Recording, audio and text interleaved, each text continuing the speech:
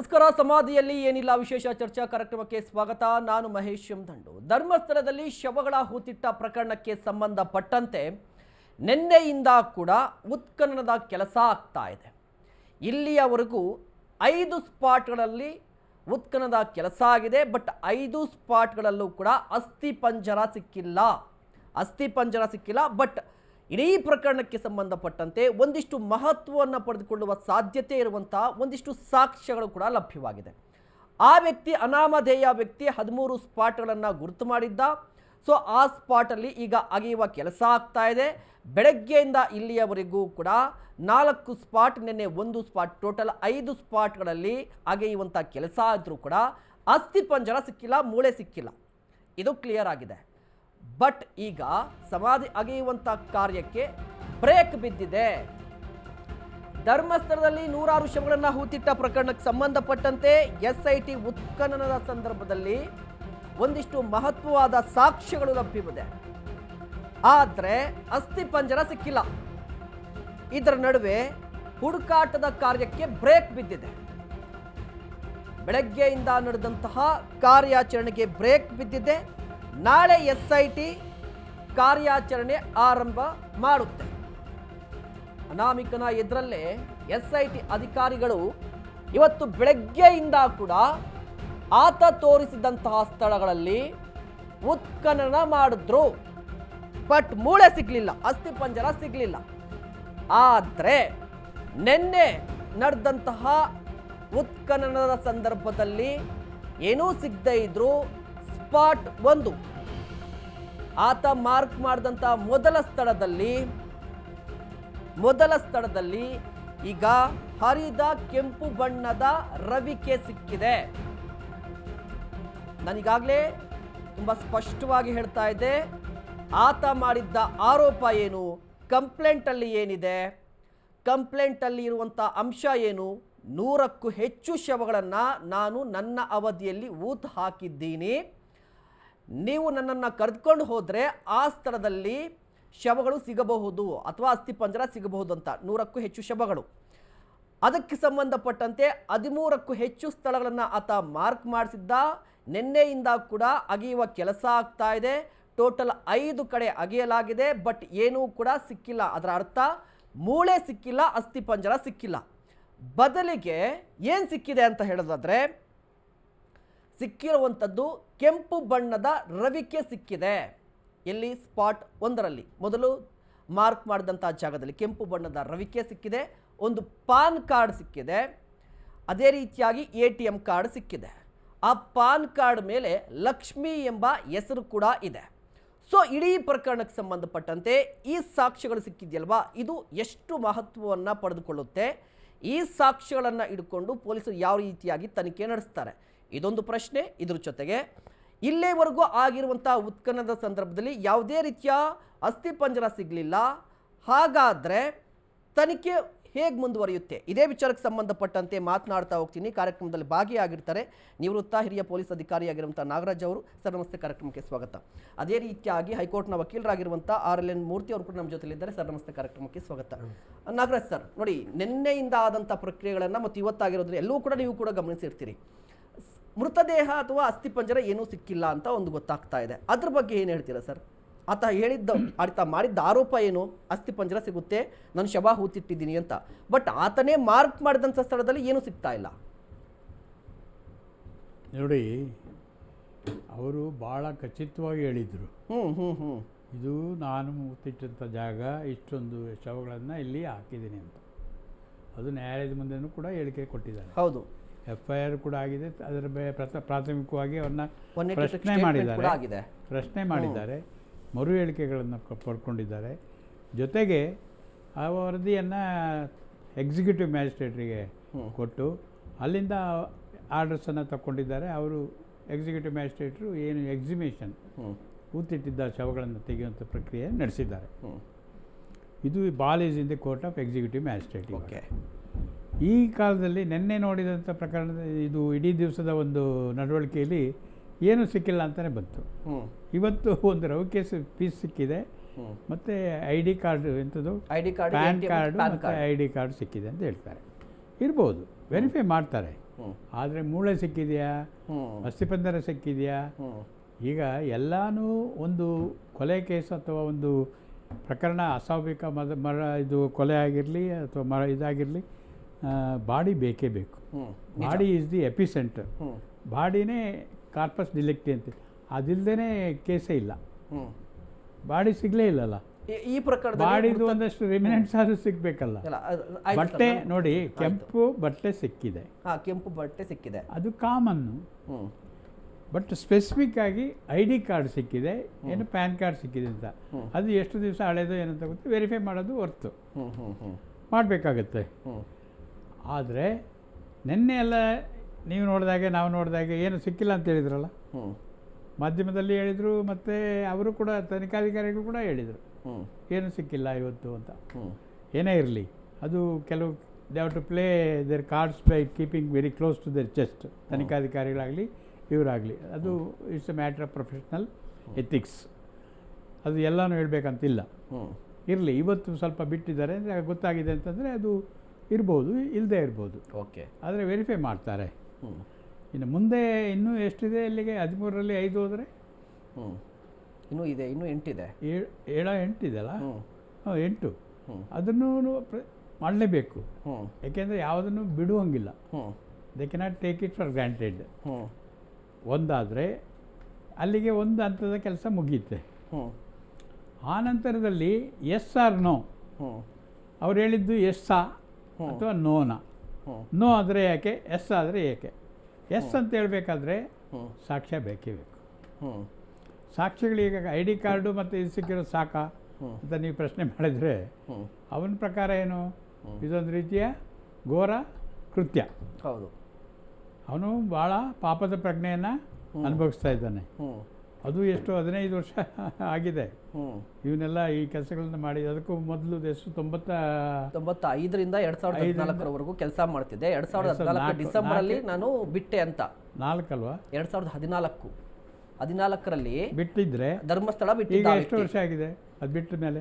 9 ವರ್ಷ ಆಗಿದೆ, ಹೆಚ್ಚು ಕಡಿಮೆ 11 ವರ್ಷ. 11 ವರ್ಷ 11 ವರ್ಷ ಕಡಿಮೆ ಸಮಯ ಅಲ್ಲ.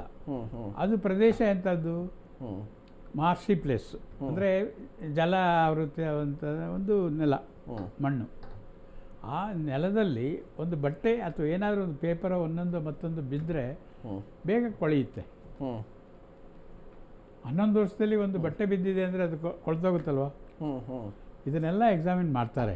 Okay okay. ಒಂದು. ಎರಡನೇದು, ಈಗ ಅವರಿಗೆ ಇಲ್ಲಿ ಏನು ಎಕ್ಸಿಬಿಷನ್ ಮಾಡ್ತಾ ಇದ್ದಾರೆ ಆ ಟೀಮು ಮತ್ತು ತನಿಖಾಧಿಕಾರಿಗಳಿದ್ದಾರೆ, ಅಲ್ಲಿ ಯಾರೇ ಹೋಗಲಿ ಫಸ್ಟು ಅವ್ರನ್ನ ಸರ್ಚ್ ಮಾಡಿ ಆಮೇಲೆ ಒಳಗಡೆ ಬಿಡಬೇಕು. ಕರೆಕ್ಟ್. ಈಗ ನಾನೇ ಹೋಗ್ತೀನಿ ಅಂತ ಇಟ್ಕೊಳ್ಳಿ, ಅಲ್ಲಿ ಕೆಲಸ ಮಾಡಬೇಕು, ನನಗೇನೋ ಒಂದು ಜವಾಬ್ದಾರಿ ಇದೆ. ನನ್ನೂ ಸೇರಿ ಯಾರು ಮಾಜರ್ ವಿಟ್ನೆಸ್ಗಳಿರ್ತಾರೆ ಅಲ್ಲಿ, ಅಥವಾ ಸಬ್ ಡಿವಿಷನಲ್ ಎಕ್ಸಿಕ್ಯೂಟಿವ್ ಮ್ಯಾಜಿಸ್ಟ್ರೇಟ್ ಇರ್ತಾರೆ ಈ ಕೆಲಸ ಮಾಡ್ತಾ ಇರೋರು, ಅವರು ಕೂಡ ಅವರ ಸಮ್ಮುಖದಲ್ಲಿ ಯಾರಿಗೆ ಹೋದರೂ ಕೂಡ ಅಲ್ಲಿ ಅವರನ್ನು ಮೊದಲು ಸರ್ಚ್ ಮಾಡಬೇಕು. ಅವರನ್ನು ಸರ್ಚ್ ಮಾಡಿ ಅವರ ಹತ್ರ ಯಾವುದೇ ಒಂದು ವಸ್ತುಗಳು ಈ ಥರದ್ದು ಇರಬಾರ್ದು. ಬರೀ ಬಟ್ಟೆ ಏನು ಮೈ ಮುಚ್ಚಿಕೊಳ್ಳೋಕ್ಕೆ ಬೇಕೋ ಅಷ್ಟಿರಬೇಕು ಅಷ್ಟೇ. ಓಕೆ. ಅಥವಾ ಕೆಲಸ ಮಾಡಲಿಕ್ಕೆ ಏನಾದರೂ ಆಯುಧ ಕೊಟ್ಟಿದ್ದರೆ ಇಂಥವ್ರಿಗೆ ಇಂಥ ಆಯುಧ, ಇಂಥವ್ರಿಗೆ ಇಂಥ ಆಯುಧ. ನಾನು ನೆನ್ನೆನೂ ಕೂಡ ಹೇಳಿದೆ ಯಾವುದೋ ಒಂದು ಬೇರೆ ಚಾನಲಲ್ಲಿ, ಯಾಕೆ ಒಬ್ಬ ವ್ಯಾಲ್ಯುಬಲ್ ಇದು ವಸ್ತುಗಳ ಜೊತೆ ಕೆಲಸ ಮಾಡ್ತಾನೆ ಆ ರೀತಿ ಮಾಡಬೇಕು ಇಲ್ಲಿ. ಇದು ಭಾಳ ಮಹತ್ವವಾದಂಥ ಕೆಲಸ. ಓಕೆ. ಯಾವುದೇ ರೀತಿಯ ಅಪವಾದ ಬರಬಾರ್ದು, ಅವರಿಂದ ತಪ್ಪಾಗಬಾರ್ದು. Okay okay okay. ಈಗ ಚಿನ್ನದ ವ್ಯಾಪಾರಿ ಏನು ಮಾಡ್ತಾನೆ, ಭಾಳ ಕಣ್ಣಲ್ಲಿ ಕಣ್ಣಿಟ್ಟು ದಬ್ಬದ್ದು ಒಂದು ಲೆನ್ಸ್ ಎಲ್ಲ ಹಾಕ್ಕೊಂಡು ಕೆಲಸ ಮಾಡ್ತಾರಲ್ವ, ಆ ಮಾದರಿಲಿ ಇದೇನು ಅವ್ರ್ಯಾರೋ ಬುಲ್ಡೋಸರ್ ತಂದರು ಇದು ತಂದರು ಹಾಗೆ ಅಂತೇಳಿ ಆಗಲೇ ನನಗೆ ಸ್ವಲ್ಪ ಅನುಮಾನ ಬರ್ತದೆ. ಅದ್ರ ಬಗ್ಗೆ ಬರ್ತೀನಿ. ಬುಲ್ಡೋಜರ್ ಬಗ್ಗೆ ಒಂದು ದೊಡ್ಡ ಪ್ರಶ್ನೆ ಇದೆ ನನ್ನ ಹತ್ರ. ಮೂರ್ತಿ ಸರ್ ಹತ್ರ ಒಂದು ರಿಯಾಕ್ಷನ್. ಮೂರ್ತಿ ಸರ್ ನೋಡಿ, ನಿನ್ನೆಯಿಂದ ಇದ್ರ ಬಗ್ಗೆ ಮಾತನಾಡ್ತಾ ಇದ್ವಿ. ನಿನ್ನೆ ಕೂಡ ಉತ್ಖನನ ಆಯಿತು, ಏನೂ ಸಿಕ್ಕಿಲ್ಲ. ಇವತ್ತು ಕೂಡ ಉತ್ಖನನ ಆಗಿದೆ, ಈಗಲೂ ಕೂಡ ಏನೂ ಸಿಕ್ಕಿಲ್ಲ. ಸದ್ಯದವರೆಗೂ ಏನೂ ಸಿಕ್ಕಿಲ್ಲ, ಅಂದರೆ ಅಸ್ಥಿಪಂಜರ ಸಿಕ್ಕಿಲ್ಲ. ಏನು ಅನ್ನಿಸ್ತಾ ಇದೆ ಇದೆಲ್ಲವೂ ನೋಡ್ತಾ ಇದ್ದಂಥ ಸಂದರ್ಭದಲ್ಲಿ? ಯಾಕಂತ ಹೇಳಿದ್ರೆ ನೀವು ನೆನ್ನೆನೇ ಒಂದು ಮಾತು ಹೇಳಿದ್ರಿ, ಆ ಷಡ್ಯಂತ್ರದ ಮಾತು ಕೂಡ ಒಂದು ಮಾತು ಬಂದಿತ್ತು, ಆಗ್ತಾ ಇರಬಹುದು ಅಂತೇಳಿ. ಬಟ್ ನನ್ನ ಪ್ರಶ್ನೆ ಇರೋದು ಏನು ಅಂತ ಹೇಳಿದ್ರೆ, ಆತ ಕಂಪ್ಲೇಂಟ್ ಕೊಟ್ಟಿದ್ದೇನು, 100ಕ್ಕೂ ಹೆಚ್ಚು ಶವಗಳನ್ನು ಹೂತಾಕಿದ್ದೀನಿ, ನೀವು ಬಂದರೆ ನಾನು ತೋರಿಸ್ತೀನಿ, ಮೃತದೇಹಗಳು ಸಿಗ್ಬೋದು, ಅಸ್ಥಿಪಂಜರ ಸಿಗ್ಬೋದು ಅಂತ ಹೇಳಿ. ಈಗ 5 ಕಡೆ ಅದ್ದಿದ್ದಾರಪ್ಪ, ಏನು ಸಿಗಲಿಲ್ಲ. ನೋಡಿ, ಈಗ ನಾವು ಈ ಹಿನ್ನೆಲೆಲ್ಲ ಬಿಟ್ಬಿಡೋಣ.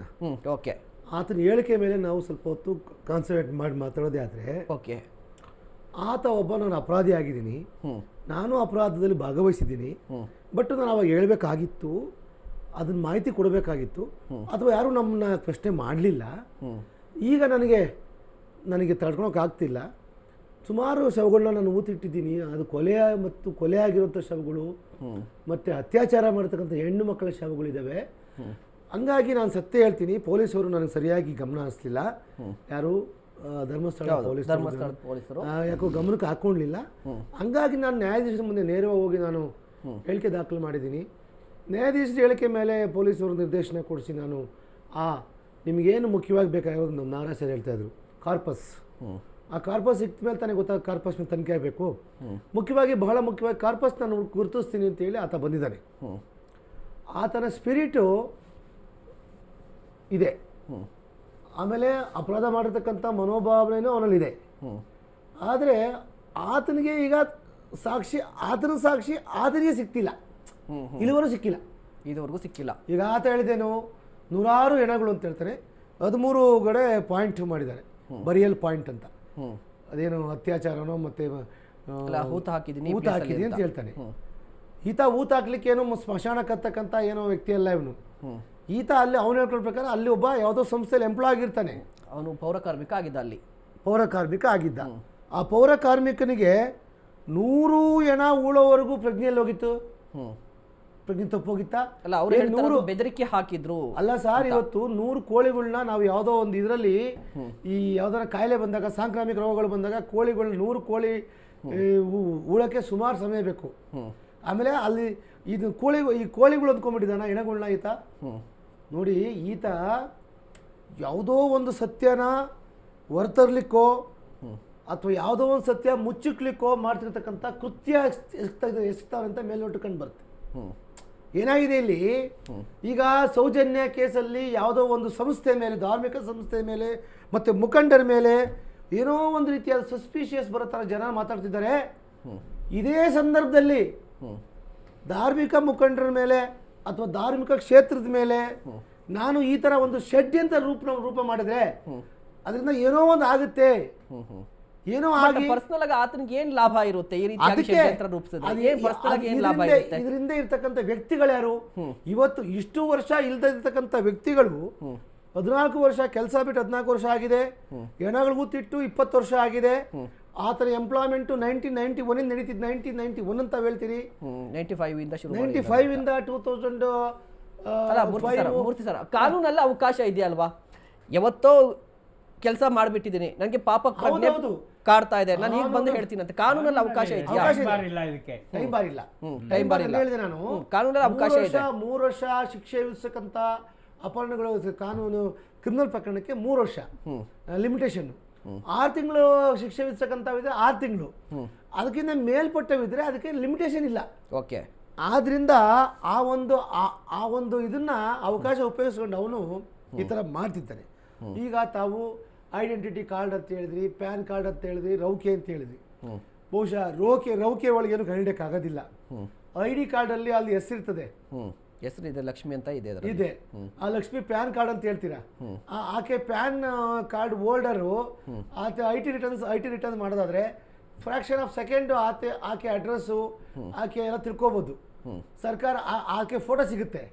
ಆಕೆ ಫೋಟೋ ಸಿಕ್ತಾಗ 15 ವರ್ಷಗಳಿಂದ ಸತ್ತೋಗಿರೋರು ಫೋಟೋಗಳು ಹಾಕಿದ್ರೆ, ಯಾರಾದರೂ ಟಿವಿಲೋ ನಿಮ್ಮಂಥ ಮಾಧ್ಯಮಗಳು ಪತ್ರಿಕೆಗಳು ಪ್ರಸಾರ ಮಾಡಿದ್ರೆ ಯಾರಾದರೂ ಬಂದೇ ಬರ್ತಾರೆ, ಹೌದು ಈಕೆ ಇದ್ಲು, ಈಕೆ ಇದ್ದಾಳೆ, ಈಕೆ ಇಲ್ಲ ಅಂತ ಹೇಳ್ತಾರೆ. ಅದು ಮುಂದಿನ ತನಿಖೆ. ಅದು ನೋಡಿ, ಮಾಧ್ಯಮದವ್ರಿಗೆ ಮತ್ತು ತನಿಖಾಧಿಕಾರಿಗಳಿಗೆ ಒಂಚೂರು ಮೆಟೀರಿಯಲ್ ಸಿಕ್ಕಿದ್ರೆ ಅವ್ರು ಅದನ್ನು ಯಾವ ಒಂದು ಇದಕ್ಕೆ ಬೇಕಾದ್ರೆ ತೊಗೊಂಡೋಗ್ಬೋದು, ಕೆಟ್ಟದ್ದು ತೊಗೊಂಡೋಗ್ಬೋದು, ಒಳ್ಳೇದು ತೊಗೊಂಡೋಗ್ಬೋದು. ಅದೊಂದು ಕಡೆ ಬಿಟ್ಬಿಡೋಣ. ಆದರೆ ಮೇಜರ್ ಪೋರ್ಷನ್ನು 5 ಕಡೆನೂ ಇವನು ಬಾಡಿ ಸಿಕ್ಲಿಲ್ವಲ್ಲ, ಈತನಿಗೆ ನಿಜವಾಗಿ ಹೇಳ್ತೀನಿ ಕೇಳಿ, ಮಾನಸಿಕ ಕಾಯಿಲೆ ಇದೆ. ಈತನ ಫಸ್ಟು ಯಾರನ್ನ ಮಾನಸಿಕ ತಜ್ಞರಿಗೆ ಅವ್ರನ್ನ ಮಾನಸಿಕ ತಜ್ಞರಿಗೆ ಈಗ ನಾನೇ ಬೇಕಾದ್ರೆ ಬರಿತೀನಿ. ಅಲ್ಲ, ಮಾನಸಿಕ ತಜ್ಞರಾಗಿದ್ರೆ ಇಷ್ಟೆಲ್ಲ ನಾನು ಇಷ್ಟು ಶವಗಳನ್ನ ಹೂತ್ ಹಾಕಿದ್ದೀನಿ ಅಂತ ಹೇಳ್ಬಿಟ್ಟು ಕೋರ್ಟ್ ಸರ್, ಈಗ ನೋಡಿ, ಸುಮಾರು ಜನ ಹೇಳ್ಕೊಂತಾರೆ, ನಾನು ಕೂಡ ಬ್ರೈನ್ ಸರ್, ಮ್ಯಾಪಿಂಗ್ ಸುಮಾರು ಒಳಪಡ್ತೀನಿ ಜನ ಅಂತ ಇಷ್ಟೆಲ್ಲ ನಾಲೆಡ್ಜ್ ಎಲ್ಲಿಂದ ಬರುತ್ತೆ? ತಮಿಳ್ನಾಡಲ್ಲಿ ನಾನು ಡ್ಯಾಶ್ ಅವ್ರ ಮಗ, ನಾನು ಇವರು ಡ್ಯಾಶ್ ಅವ್ರ ಒಂದು ತಂದೆ ಅಂತ ಹೇಳ್ಕೊಂಡ್ ಬಂದವ್ರೆ ಅಂತ ಸೂಪರ್ ಸ್ಟಾರ್ ಅವರು. ಗೊತ್ತು, ಆ ಧನುಷ್ ಕೇಸ್ ಆಗಿದೆ. ಹೌದು ಹೌದು, ಆ ಧನುಷ್ ಕೇಸ್ ಬೇರೆ ಅದು. ನಮ್ಮ ಕರ್ನಾಟಕದಲ್ಲಿ ಯಾರೋ ಒಬ್ರು ಇಂಥವ್ರನ್ನ ಮೋಹಕ ತಾರೆ ಮದುವೆ ಆಗಿದ್ದೆ ಅಂತ ಹೇಳೋರೆ, ಅವರು ಮಾನಸಿಕ ಅಸ್ವಸ್ಥರಲ್ವಾ? ಆಯ್ತು, ನೀವು ಹೇಳೋದು ಈ ರೀತಿ ಮಾನಸಿಕ ಅಸ್ವಸ್ಥ ಅಂತ ಹೇಳಿ ನಾನು ಸರ್ ಹತ್ರ ತಗೋತೀನಿ. ಸರ್, ನನಗೊಂದು ಕುತೂಹಲ ಇದೆ ಈ ಪಾಯಿಂಟ್ಗೆ ಸಂಬಂಧಪಟ್ಟಂತೆ. ಯಾರೋ ಒಬ್ಬ ವ್ಯಕ್ತಿ ಬಂದು ನಾನು ಇಷ್ಟೆಲ್ಲ ಕ್ರೈಮ್ ಮಾಡಿದ್ದೀನಿ ಅಂತ ಒಪ್ಕೊಂಡು ಕುತ್ಕೊಬಿಟ್ರೆ, ಪೊಲೀಸ್ ಸ್ಟೇಷನ್ ಮುಂದೆ ಬಂದು ಇಷ್ಟೆಲ್ಲ ಕ್ರೈಮ್ ಮಾಡಿದ್ದೀನಿ, ಹಿಂದೆ ಒಂದು 20 ವರ್ಷದಿಂದ ಇಷ್ಟೆಲ್ಲ ಮಾಡಿದ್ದೆ, ನಾನೀಗ ಅಪ್ರೂವಲ್ ಆಗ್ತಾ ಇದ್ದೀನಿ ಅಥವಾ ನನಗೆ ಪಾಪ ಪ್ರಜ್ಞೆ ಕಾಡ್ತಾ ಇದೆ ಅಂತ ನಿಮ್ಮ ಮುಂದೆ ಕುತ್ಕೊಂಡ್ರೆ ಏನಾಗುತ್ತೆ ಸರ್? ಫಸ್ಟ್ ಇಲ್ಲಿ ಏನು ಮಾಡಬೇಕಿರುವಂಥದ್ದು, ಆತ ಹೇಳಿರೋದು ಸತ್ಯನಾ ನಿಜನ ಅಂತ ಕಂಡುಹಿಡಬೇಕಾಗುತ್ತಲ್ವ ಅಂತ ಹೇಳ್ಬಿಟ್ಟು. ಈಗ ಅದನ್ನೇ ಮಾಡ್ತಾ ಇದ್ದಾರಲ್ಲ. ಈಗ ಮಾಡಿದ್ರಲ್ಲಿ ಸತ್ಯ ಇದ್ದಿದ್ರೆ ಮೊದಲನೇ ಎಕ್ಸಿಬಿಷನಲ್ಲೇ ಗೊತ್ತಾಗಬೇಕಿತ್ತು, ಮೊದಲನೇ ಪಾಯಿಂಟಲ್ಲಿ. ಬೇಡ, ಎರಡನೇದ್ರಲ್ಲಿ ಗೊತ್ತಾಗಬೇಕಾಯ್ತು, ಮೂರನೇದು ಗೊತ್ತಾಗಬೇಕಾಯ್ತು, 5. ಈಗ 5 ಮಾಡಿದಾರಲ್ವಾ, 5ರಲ್ಲಿ ಏನಾದ್ರು ಸಿಗ್ಬೇಕಲ್ವಾ? 1/3 ಆಯ್ತಲ್ಲ, 1/3 ಆಲ್ಮೋಸ್ಟ್ 1/3ಗಿಂತ ಜಾಸ್ತಿನೇ ಆಯಿತು. 160 ಇಟ್ಕೊಳ್ಳೋಣ. ಹಾಗಾದರೆ ಏನಾಯಿತು?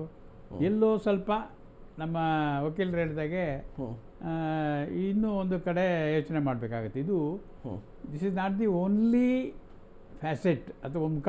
ನಾವು ತನಿಖೆ ಮಾಡಬೇಕಾದ್ರೆ ಎಲ್ಲ ಆಯಾಮಗಳಲ್ಲೂ ಮಾಡಬೇಕಾಗುತ್ತೆ. ಹೌದು, ಇದು ಸತ್ಯನ ಸುಳ್ಳ ಅಂತ ಹೇಳ್ಬೇಕಾದ್ರೆ ಎಲ್ಲ ಏನು ಆಯಾಮಗಳಲ್ಲಿ ತನಿಖೆ ಮಾಡಬೇಕಾಗಿದೆ. ಅವನ ಬ್ಯಾಕ್ಗ್ರೌಂಡಿಂದ ಹಿಡಿದು, ಅವನ ಅಸೋಸಿಯೇಟ್ಸಿಂದ ಹಿಡಿದು, ಅವನು ಇಲ್ಲಿ ಇಷ್ಟು ವರ್ಷ ಕೆಲಸ ಮಾಡಿದರೆ ಯಾವ ರೀತಿ ನಡ್ಕೊಂಡಿದ್ದಾನೆ ಎಲ್ಲ ಬರಬೇಕು. ಅವನು ಯಾರು ತಂದು ಸೇರಿಸಿದರು ಅಲ್ಲಿ ನೋಡಿ. ಇದು ಬೆಳ್ತಂಗಡಿ ಅಂದರೆ ನನಗೆ ಗೊತ್ತಿದ್ದಾಗೆ ನಾನು, ಯಾಕೆಂದರೆ ಅಲ್ಲಿಗೆ ಆ ಒಂದು ಜಿಲ್ಲೆಯಲ್ಲಿ ಕೆಲಸ ಮಾಡಿದ್ದೀನಿ DOSP ಆಗಿ, ಹಾಗಾಗಿ ನನಗೆ ಸ್ವಲ್ಪ ಗೊತ್ತು. ಸುತ್ತಮುತ್ತ ಎಲ್ಲ ನಕ್ಸಲ್ಸು ಜಾಸ್ತಿ ಇದ್ದರು ಅಲ್ಲಿ ಮೊದಲು. ಈಗ ಏನೋ ಸರೆಂಡರ್ ಆಗಿದ್ದಾರೆ ಅಂತೆಲ್ಲ ಹೇಳ್ತಾರೆ, ಇರ್ಬೋದು. ಆದರೆ ಅವರು ಸರೆಂಡರ್ ಆದರೆ ಆ ಒಂದು ಇಸಮ್ ಸತ್ತಿಲ್ಲ, ಇದ್ದೇ ಇರುತ್ತೆ. ಆದರೆ ಏನೇ ಇರ್ಬೋದು, ಎಲ್ಲ ಆಯಾಮಗಳಲ್ಲೂ ಇದು ತನಿಖೆ ಆಗಬೇಕು. ಓಕೆ ಆಯಿತು. ಈಗ ನೋಡಿ, ಈಗ ಬಂದಿರೋ ಮಾಹಿತಿ ಏನು ಅಂದರೆ, ಒಂದು ರವಿಕೆ ಸಿಕ್ಕಿದೆ, ID ಕಾರ್ಡ್ ಸಿಕ್ಕಿದೆ, ಪ್ಯಾನ್ ಕಾರ್ಡ್ ಸಿಕ್ಕಿದೆ. ಇದನ್ನು ಇಷ್ಟೇ ಇಟ್ಕೊಂಡು ತನಿಖೆ ಮುಂದೆ ಹೇಗಿರುತ್ತೆ ಅಂತ ಬರೀ ಇಷ್ಟೇ ಇಟ್ಕೊಂಡ್ರೆ ನೋಡಿ, ರವಿಕೆ is a common thing. Okay, ಒಂದು ಕೆಂಪು ಬಣ್ಣದ ಬಟ್ಟೆ. ಓಕೆ, ಅದು ಎಷ್ಟು ಜನದ ಹತ್ರ ಇರಲ್ಲ, ಒಬ್ಬರ ಹತ್ರನೇ ಇರ್ತದ? ಇಲ್ಲ ಹೇಳಕ್ಕಾಗಲ್ಲ. Okay, so ID card okay is a specific thing. ಒಬ್ಬರದ್ದು ಐಡೆಂಟಿಟಿ ಹೇಳುತ್ತೆ. ಓಕೆ, ಅದೇ ಥರ ID ಕಾರ್ಡ್ ಅದು ಕೂಡ ಹೇಳುತ್ತೆ. PAN card and ID card ಅವರು ಇಟ್ ಇಸ್ ಇಂಡಿವಿಜುವಲ್ ಆಗಿ ಯಾರಂತ ಟ್ರೇಸ್ ಮಾಡ್ಬೋದು. ಎರಡರಲ್ಲೂ ಒಂದೇ ಹೆಸರು ಇದೆಯಾ? ಇಲ್ಲ, ಲಕ್ಷ್ಮಿ ಅಂತ ಮಾತ್ರ. ಒಂದು ಪ್ಯಾನ್ ಕಾರ್ಡ್ ಅಲ್ಲಿ ಲಕ್ಷ್ಮಿ ಅಂತ ಹೆಸರು, ID ಕಾರ್ಡ್ ಅಲ್ಲಿ ಇದೊಂದು ATM ಅಲ್ಲಿ ಯಾವುದೋ ಒಬ್ಬ ವ್ಯಕ್ತಿಯ ಹೆಸರಿದೆ ಅಂತ ಹೇಳ್ತಾರೆ, ಬಟ್ ವ್ಯಕ್ತಿ ಹೆಸರು ಇನ್ನು ಅಲ್ಲಿಗೆ ಇಬ್ಬರದ್ದು ಬಂತಲ್ಲ.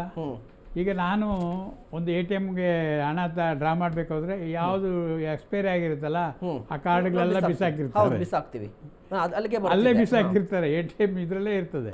ಒಂದೊಂದ್ಸರಿ ನನಗೂ ಗೊತ್ತೆ, ಆಮೇಲೆ ಡೇಟ್ ತೆಗೆದು ನೋಡಿದ್ರೆ ಎಕ್ಸ್ಪೈರ್ ಆಗಿರುತ್ತೆ. ಹೀಗೆ ಏನು ಅದ್ರ ಮೇಲೆ ನಾವು ಒಂದು ಜಡ್ಜ್ಮೆಂಟಲ್ಲ, ಅದು ಆಯಿತು, ನೀಡ್ಸ್ ಇನ್ವೆಸ್ಟಿಗೇಷನ್ ಮಾಡೋಣ.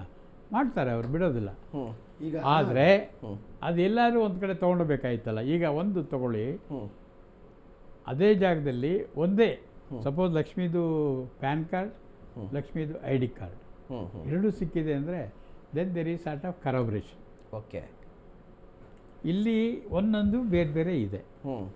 ಅವನು ಯಾರು, ಇವನು ಯಾರು, ಎರಡು ವ್ಯಕ್ತಿಗಳು ಬಂದ್ರಲ್ಲ. So needs verification and confirmation. ಈಗ ಆ ಬೈ ಚಾನ್ಸ್ ಅದು ಯಾವ ಡೇಟಿಗೆ ಇಶ್ಯೂ ಆಗಿದೆ ಪ್ಯಾನ್ ಕಾರ್ಡು, ಇವನು ಹೇಳೋ ಪ್ರಕಾರ ಈ ಏನು ಡೇಟ್ ಇದೆ ಅದರಿಂದ ಆಚೆದೋ ಅಥವಾ ಅದಕ್ಕಿಂತ ಮೊದಲನೇದೋ ಇದು ನೋಡಬೇಕಾಗತ್ತೆ. Date of issue of any ಆ ಕಾರ್ಡ್ ಇದ್ದೇ ಇರುತ್ತೆ. ಅವರು ಟ್ರೇಸ್ ಮಾಡೋದು it's not a big thing. ಈಗ ನಮ್ಮ ವಕೀಲರು ಹೇಳಿದಾಗೇ ಅದರಲ್ಲಿ ಫೋಟೋ ಇದೆ ಅಂತ. ಈಗ ಪ್ಯಾನ್ ಕಾರ್ಡಲ್ಲೂ ಫೋಟೋ ಇರುತ್ತೆ, ಇದರಲ್ಲೂ ಇರುತ್ತೆ ID ಕಾರ್ಡಲ್ಲಿ. ಸೊ ಟ್ರೇಸ್ ಮಾಡೋಕ್ಕೇನಂತ ದೊಡ್ಡ ಕಷ್ಟ ಆಗಲಿಕ್ಕಿಲ್ಲ. ಓಕೆ, ಆಮೇಲೆ ಆ ಜಾಗ ಎಂಥದ್ದು, ಎಲ್ಲ ಭಕ್ತಾದಿಗಳು ಬಂದರೂ ಅಲ್ಲೇ ಸ್ನಾನ ಮಾಡಬೇಕು. ಘಾಟ್ ಅದು. ಆ ಘಾಟಲ್ಲಿ ಸ್ನಾನ ಮಾಡಿಕೊಂಡು ದೇವಸ್ಥಾನದ ದರ್ಶನಕ್ಕೆ ಹೋಗ್ತಾರೆ. ಹೌದು, ಅಲ್ಲಿ ನಮ್ಮ ಪದ್ಧತಿ ಇದೆ ನೋಡಿ. ನೀವು ಯಾರಾದರೂ ಒಂದು ಅಂಥ ಜಾಗದಲ್ಲಿ ಪುಣ್ಯಕ್ಷೇತ್ರದಲ್ಲಿ ಸ್ನಾನ ಮಾಡಿದರೆ ಒಂದು ವಸ್ತ್ರ ಬಿಡಬೇಕು ಅಂತ. ಈಗ ನಾವು ಸಾಕಷ್ಟು ಸತಿ ನಾನು ಇದಕ್ಕೆ ಹೋಗಿದ್ದೀನಿ, ಯಾವುದು ಅಯ್ಯಪ್ಪ ಸ್ವಾಮಿಗೆ, ನಾವೊಂದು ವಸ್ತ್ರ ಬಿಟ್ಟೇ ಬಂದಿದ್ದೀನಿ. ಎಲ್ಲ ಒಂದು 21 ಸತಿ ಹೋಗಿದ್ದೀನಿ ನಾನು, ಒಂದು ವಸ್ತ್ರ ಬಿಟ್ಟು ಬಂದಿದ್ದೀನಿ. ಯಾಕೆ ಅಂತ ಹೇಳಿದರೆ ಗೊತ್ತಿಲ್ಲ, ಏನೋ ನಂಬಿಕೆ ಆ ಥರ ಇದ್ದರೆ. ಆಮೇಲೆ ಈ ಕಾರ್ಡ್ಗಳ ಬಗ್ಗೆ ಕಳ್ಕೊಳ್ಳೋದು ಇದೆ. ಈಗ ಒಂದು ಬಟ್ಟೆ ತೆಗೆದಾಗ ಅಥವಾ ಏನೋ ಒಂದು ಇದರಲ್ಲಿ ಬಿದ್ದೋಗೋ ಚಾನ್ಸಸ್ಸು ಇರುತ್ತೆ. ಅವ್ರು ಏನಾದರೂ ಬಿದ್ದೋಗಿದ್ರೆ ಪ್ಯಾನ್ ಕಾರ್ಡು ಅಥವಾ ಇನ್ನೊಂದು ಕಳೆದೋಗಿದ್ರೆ ದೂರು ಕೊಟ್ಟಿದ್ದಾರೇನಾ, ಅವೆಲ್ಲ ವೆರಿಫೈ ಮಾಡಬೇಕಾಗುತ್ತೆ. It needs another aspect of ಇದು ಇನ್ವೆಸ್ಟಿಗೇಷನ್. ಓಕೆ. ಬಟ್ ಸ್ಥಳದಲ್ಲಿ ಸಿಕ್ಕಿದೆ ಅಂದರೆ ಅದಕ್ಕೆ ಸ್ವಲ್ಪ ಮಹತ್ವ ಬಂದೇ ಬರುತ್ತೆ. Okay okay. ಅದನ್ನು ಓವರ್ ರೂಲ್ ಮಾಡಬೇಕು. It is a question of investigation ಅಂದರೆ ಏನು ಗೊತ್ತೇನೋ. ಅಲ್ಲ, ಅದ್ರ ಬಗ್ಗೆ ಒಂದು ಬ್ರೇಕ್ ತಗೊಳ್ಳೋಣ, ಅದ್ರ ಬಗ್ಗೆ ಮಾತಾಡೋಣ. ನಿನ್ನೆ JCBಯನ್ನು ಯೂಸ್ ಮಾಡಲಾಗಿತ್ತು ಅಗೆಯಲಿಕ್ಕೆ ಅಂತ ಹೇಳಿ, ಬಟ್ ಇವತ್ತು ಯೂಸ್ ಮಾಡಿಲ್ಲ. ಬಟ್ JCB ಯೂಸ್ ಮಾಡಿದ್ರ ಬಗ್ಗೆ ಕೂಡ ಒಂದಿಷ್ಟು ತಕರಾರಿದೆ. ನಾಗರಾಜ್ ಸರ್, ನಿನ್ನೆ JCBಯನ್ನು ಯೂಸ್ ಮಾಡಿದ್ದು, ಹಿಟಾಚಿಯನ್ನು ಯೂಸ್ ಮಾಡಿದ್ರ ಬಗ್ಗೆ ನೀವು ಆಗಲೇ ಮಾತನಾಡ್ತಾ ಇದ್ರಿ. ಎಷ್ಟು ಸರಿ ಅಂತ ಇಂತಹ ಪ್ರಕರಣಗಳಲ್ಲಿ JCBಯನ್ನು ಮತ್ತು ಹಿಟಾಚಿಯನ್ನು ಯೂಸ್ ಮಾಡೋದು ಅಂತ? ನೋಡಿ, ಅದು ನಾನು ಒಪ್ಪೋದಿಲ್ಲ. ಇದು ವೆರಿ ರೂಡ್ ಮೆಥಡ್. ರೂಡ್ ಅಂದರೆ ಏನಂದರೆ ಅದಕ್ಕೊಂದು ತಮ್ಮ ಏನೋ ಒಂದು ಪೇಷನ್ಸ್ ಕಳ್ಕೊಂಡ್ರೆ, ತಾಳ್ಮೆ ಕಳ್ಕೊಂಡ್ರೆ ಏನಾಗುತ್ತೆ ಅನ್ನೋದಕ್ಕೆ ಇದು ಉದಾಹರಣೆ. ತಾಳ್ಮೆ ಬಹಳ ಏನೋ ಹೆಚ್ಚಿನ ಮಟ್ಟದ ಬೇಕು. ತಾಳ್ಮೆ ಕಳ್ಕೊಳ್ಳೋಂಗಿಲ್ಲ. ಸಪೋಸ್ ಒಂದು ಸಣ್ಣದೊಂದು ಮೂಗುತಿ ಸಿಕ್ತು ಅಂತ ಇಟ್ಕೊಳ್ಳಿ, JCB ಹೇಳುತ್ತೇನೆ ಮೂಗುತಿ ಸಿಕ್ಕಿದೆ ಇಟ್ಕೊಳ್ಳಿ ಅಂತ. ಅದು JCB ಏನೋ ಮೂಳೆನೇ, ಇವ್ರದ್ದು ಎಲ್ಲರ ಕಾನ್ಸಂಟ್ರೇಷನ್ ಮೂಳೆ ಮೇಲೆ ಇದೆ. ಈ ಥರ ಆರ್ಟಿಕಲ್ಸ್ ಮೇಲೆ ಇಲ್ಲ, ಇರಬೇಕು. ಯಾಕೆಂದರೆ ಒಂದೊಂದು ವಸ್ತುಗಳು ಕೂಡ ಒಬ್ಬೊಬ್ಬರಿಗೆ ಸ್ಪೆಷಲ್ ಇರ್ತದೆ. ಈಗ ನಿಮ್ಮ ಕೈಯಲ್ಲಿ ಬಳೆ ಇದೆ, ನಮ್ಮ ಕೈಯಲ್ಲಿ ವಾಚ್ ಇದೆ, ಬೇರೆ ಬೇರೆ ಕೈಲಿ ಬೇರೆ ಬೇರೆ ಥರದ ವಾಚ್ ಇರ್ತದೆ. ಅದು ಯಾರ್ಯಾರಿಗೋ ಒಬ್ಬೊಬ್ಬರಿಗೆ ಮನೆಯವರಿಗೆ ಗೊತ್ತಿರ್ತದೆ, ಇವ್ರು ಎಂಥ ವಾಚ್ ಕಟ್ತಾಯಿದ್ರು, ಎಂಥ ಬಳೆ ಹಾಕ್ತಿದ್ರು ಏನಂತ. ಅದು ಒಂದು ಸಿಕ್ಕಿದ್ರೆ ಸಾಕಲ್ವಾ, ಇದು ಇಂಥವ್ರದ್ದು ಅಂತ ಅವ್ರ ಮನೆಯವರು ಹೇಳ್ಬೋದು. ಯಾರು ಮಿಸ್ಸಿಂಗ್ ಆಗಿದ್ದಾರೆ ಅವ್ರ ಮನೆಯವರು ಹೇಳ್ಬೋದು. ಆದ್ದರಿಂದ ಸೂಕ್ಷ್ಮವಾಗಿ, ಸೂಕ್ಷ್ಮ ಅಂದರೆ ಅತಿ ಸೂಕ್ಷ್ಮ. ಚಿನ್ನದ ಅಂಗಡಿಗೆ, ಒಂದು ವಜ್ರದ ಅಂಗಡಿಯಲ್ಲಿ ಹೇಗೆ ಕೆಲಸ ಮಾಡ್ತಾರೆ ಹಾಗೆ ಮಾಡಬೇಕಂತ ಹೇಳಿದೆ ನಾನು. ಯಾಕೆಂದರೆ ನಮಗೆ ಅದು ಅಮೂಲ್ಯವಾದ ವಸ್ತು. ಒಂದು ಮೂಗುತಿನೋ ಇನ್ನೊಂದು ಸಿಕ್ಬಿಟ್ರೆ ಏನು ಕಾರ್ಡ್ ಸಿಕ್ಕಿದೆಯಲ್ಲ ಅಷ್ಟೇ ಅಮೂಲ್ಯವಾದದ್ದು. ಯಾಕೆಂದರೆ ದಟ್ ಇಸ್ ಅನ್ ಐಡೆಂಟಿಟಿ. ಹೌದು ಹೌದು. ಮತ್ತು ಇನ್ನೊಂದೇನು ಅಂತ ಹೇಳಿದ್ರೆ, ಈಗ ಅಸ್ಥಿಪಂಜರ ಅಲ್ಲಿ ಸಿಕ್ಕಿಲ್ಲ, ಬಟ್ ಅಸ್ಥಿಪಂಜರ ಇದ್ದಂಥ ಸಂದರ್ಭದಲ್ಲಿ ನೀವು JCBಯನ್ನು ಯೂಸ್ ಮಾಡುವಂಥ JCB ಯೂಸ್ ಮಾಡಿದ್ರೆ, ಈಗ ರ್ಯಾಂಡಮ್ ಆಗಿ ಅವನು ಯದ್ವಾ ಎತ್ತುವಂಥ ಸಂದರ್ಭದಲ್ಲಿ ಮೂಳೆ ಮುರಿಯುವ ಸಾಧ್ಯತೆಗಳು ಕೂಡ ಇರುತ್ತೆ. ಈಗ ಆ ಅಸ್ಥಿಪಂಜರಕ್ಕೆ ಅಥವಾ ಆ ವ್ಯಕ್ತಿಯ ಸಾವು ಇದರಿಂದಲೇ ಆಗಿದೆ ಅಂತ ತಿಳ್ಕೊಳ್ಳಿಕ್ಕೆ ಒಂದು ಪ್ರೊಸೀಜರ್ ಇರುತ್ತೆ. ಒಂದು ಈಗ ಸದ್ಯಕ್ಕಂತೂ ಅದರಲ್ಲಿ ಮಾಂಸಖಂಡಗಳು ಸಿಗೋಲ್ಲ. ಬೇರೆ ಥರ ಹುಡುಕಬೇಕು ಅಂತ ಹೇಳಿದ್ರೆ ಮೂಳೆ ಮೇಲೆ ಏಟು ಬಿದ್ದಿರಬೇಕು, ಅಂದರೆ ಯಾರಾದರೂ ಕತ್ತರಿಸಬೇಕು, ಆ ರೀತಿ ದೊಡ್ಡ ಪೆಟ್ಟಾಗಿದ್ರೆ ಮೂಳೆ ಮೇಲೆ ಗೊತ್ತಾಗುತ್ತೆ. ಬಟ್ JCB ಯೂಸ್ ಮಾಡುವಂಥ ಸಂದರ್ಭದಲ್ಲಿ ಮೂಳೆ ಮುರಿತ ಆದರೆ ಇದು ಇಡೀ ತನಿಖೆನೇ ಬೇರೆ ಥರ ಹೋಗ್ಬಿಡುತ್ತಲ್ವಾ ಅಂತ ಹೇಳ್ಬಿಟ್ಟು, ಅಂದರೆ ಕ್ಲಿಯರಾಗಿ ಹೇಳೋಕ್ಕಾಗಲ್ವಲ್ಲ, ಸಾವು ಇದು ಕಾರಣ ಅಂತ ಹೇಳ್ಬಿಟ್ಟು ಹೇಳೋಕ್ಕಾಗಲ್ವಲ್ಲ ಅಂತ. ಒಂದು ವಿಷಯ ಇಲ್ಲಿ ನೀವು ತಿಳಿಬೇಕಾದ್ರೆ, ಫ್ರೆಶ್ ಆಗಿ ಮುರಿದಿದ್ರೆ ಅಥವಾ ಹಳೇದಾಗಿ ಇದ್ದರೆ ವ್ಯತ್ಯಾಸಗಳು ಇರ್ತವೆ. Okay okay. ಫ್ರೆಶ್ ಆಗಿ JCBಯಿಂದ ಇದ್ದರೆ JCB ಅದು ಅಲ್ಲಿನ ಮಾರ್ಕ್ ಇರುತ್ತೆ, ಓಕೆ, ಆ ಪಾಯಿಂಟಲ್ಲೇ ಮುರಿದಿರುತ್ತೆ. ಈ ಥರ ಇದ್ದರೆ ಅದನ್ನ ವ್ಯತ್ಯಾಸ ಮೆಡಿಕಲ್ ಇದರಲ್ಲಿ ತೊಗೊಳ್ಬೋದು. ಎಸ್ಪೆಷಲಿ ಅದನ್ನು ಪೋಸ್ಟ್ಮಾರ್ಟಮ್ ಕಳಿಸ್ತಾರೆ. ಅಸ್ಥಿಪಂಜರ ಏನೇ ಸಿಕ್ಕಿದ್ರು ಕೂಡ ಅಲ್ಲಿ ಅದನ್ನು ಕೂಡ ಪೋಸ್ಟ್ಮಾರ್ಟಮ್ ಕಳಿಸ್ತಾರೆ. ಸಪ್ರೇಟ್ ಪ್ಯಾಕ್ ಮಾಡಿ ಪ್ರಾಪರಾಗಿ ಮಾಜರಲ್ಲಿ ಫೋಟೋಗ್ರಫಿ ಮಾಡಿ ವಿಡಿಯೋಗ್ರಫಿ ಮಾಡಿ ಕಳಿಸ್ಕೊಡ್ತಾರೆ. ಅದು that is not a big issue. Okay. ಮೊದಲೇ ಫ್ರ್ಯಾಕ್ಚರ್ ಆಗಿದ್ದರೆ, ಈಗ ನೋಡಿ ಹೇಗೆ ಕೂಡ್ಕೊಳ್ಳುತ್ತೆ ಅದು ಮೂಳೆ, ಒಂದು ಕ್ಯಾಲಸ್ ಫಾರ್ಮೇಷನ್ ಆಗುತ್ತೆ, ಅಲ್ಲಿ ದಪ್ಪ ಆಗುತ್ತೆ ಸ್ವಲ್ಪ ಆ ಜಾಯಿಂಟಲ್ಲಿ. ನೀವು ಹೇಗೆ ಕಬ್ಬಿಣ ವೆಲ್ಡ್ ಮಾಡ್ತೀರಲ್ಲ, ಹೌದು, ವೆಲ್ಡ್ ಮಾಡಿದ ಜಾಗದಲ್ಲಿ ಹೇಗಿರುತ್ತೆ, ಸ್ವಲ್ಪ ಉಬ್ಬಿರುತ್ತಲ್ವಾ, ಉಬ್ಬಿರುತ್ತೆ. ಎರಡು ಪೀಸನ್ನ ನೀವು ವೆಲ್ಡ್ ಮಾಡಿದರೆ ಹೇಗೆ ಮಧ್ಯದಲ್ಲಿ ಒಂದು ಉಬ್ಬಿರುತ್ತೆ. ಅದಕ್ಕೆ ಕ್ಯಾಲಸ್ ಅಂತ ಹೇಳ್ತೀವಿ, ಈ ಮೂಳೆ ಕೂಡುವಂಥ ಜಾಗಕ್ಕೆ. ಅದು ಕೂಡ ಬಹಳ ಮುಖ್ಯ. ಯಾಕೆಂದರೆ ನಂತರದಲ್ಲಿ ಅದು ಏಜ್ ಡಿಟರ್ಮಿನೇಷನ್ಗೆ ಬರುತ್ತದೆ.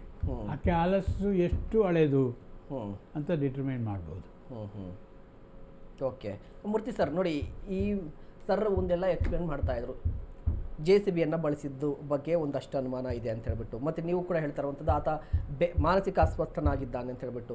ಈಗ ಮಾನಸಿಕ ಅಸ್ವಸ್ಥ ನಮಗಾಗಿಲ್ವಲ್ಲ, ಅಲ್ಲ ಆಗಿಲ್ವಲ್ಲ, ತನಿಖಾಧಿಕಾರಿ ಅದನ್ನ ಕಾಲ್ ತಗೋಬೋದಿತ್ತಲ್ಲ. ನಾನು ಮಾತು ಹೇಳ್ತೀನಿ. ಸರಿ, ಈಗ ಮಹತ್ವ ಯಾವ ಥರ ಪಡ್ಕೊಂಡಿದೆ ಇದು, ಜನಕ್ಕೆ ಕೆಲವರಿಗೆ ಸಾಮಾನ್ಯರಿಗೆ ಏನಂದ್ರೆ ನಿಜ ಇರ್ಬೋದು, ನಿಜ ಅದು ಆದ್ರೆ ಆರೋಪ ಮಾಡ್ತಿದ್ದಾರೆ ಅವ್ರೇನ್ ಹೇಳ್ತಾ ಇದ್ದಾರೆ ಕೆಲವರು, ಸತ್ಯಾಸತ್ಯತೆಗಳು ಹೊರಬರಲಿ. ಹೊರಬರಲಿ. ಹೇಗೆ ಹೊರಬರ್ತದೆ? ತನಿಖೆಯಿಂದ ಹೊರಗಡೆ ಬರ್ತದೆ. ಹೌದು. ತನಿಖೆ ಯಾವ ರೀತಿ ಇರಬೇಕು? ಅನುಮಾನಕ್ಕೆ ಆಸ್ಪದ ಇರಬಾರ್ದು.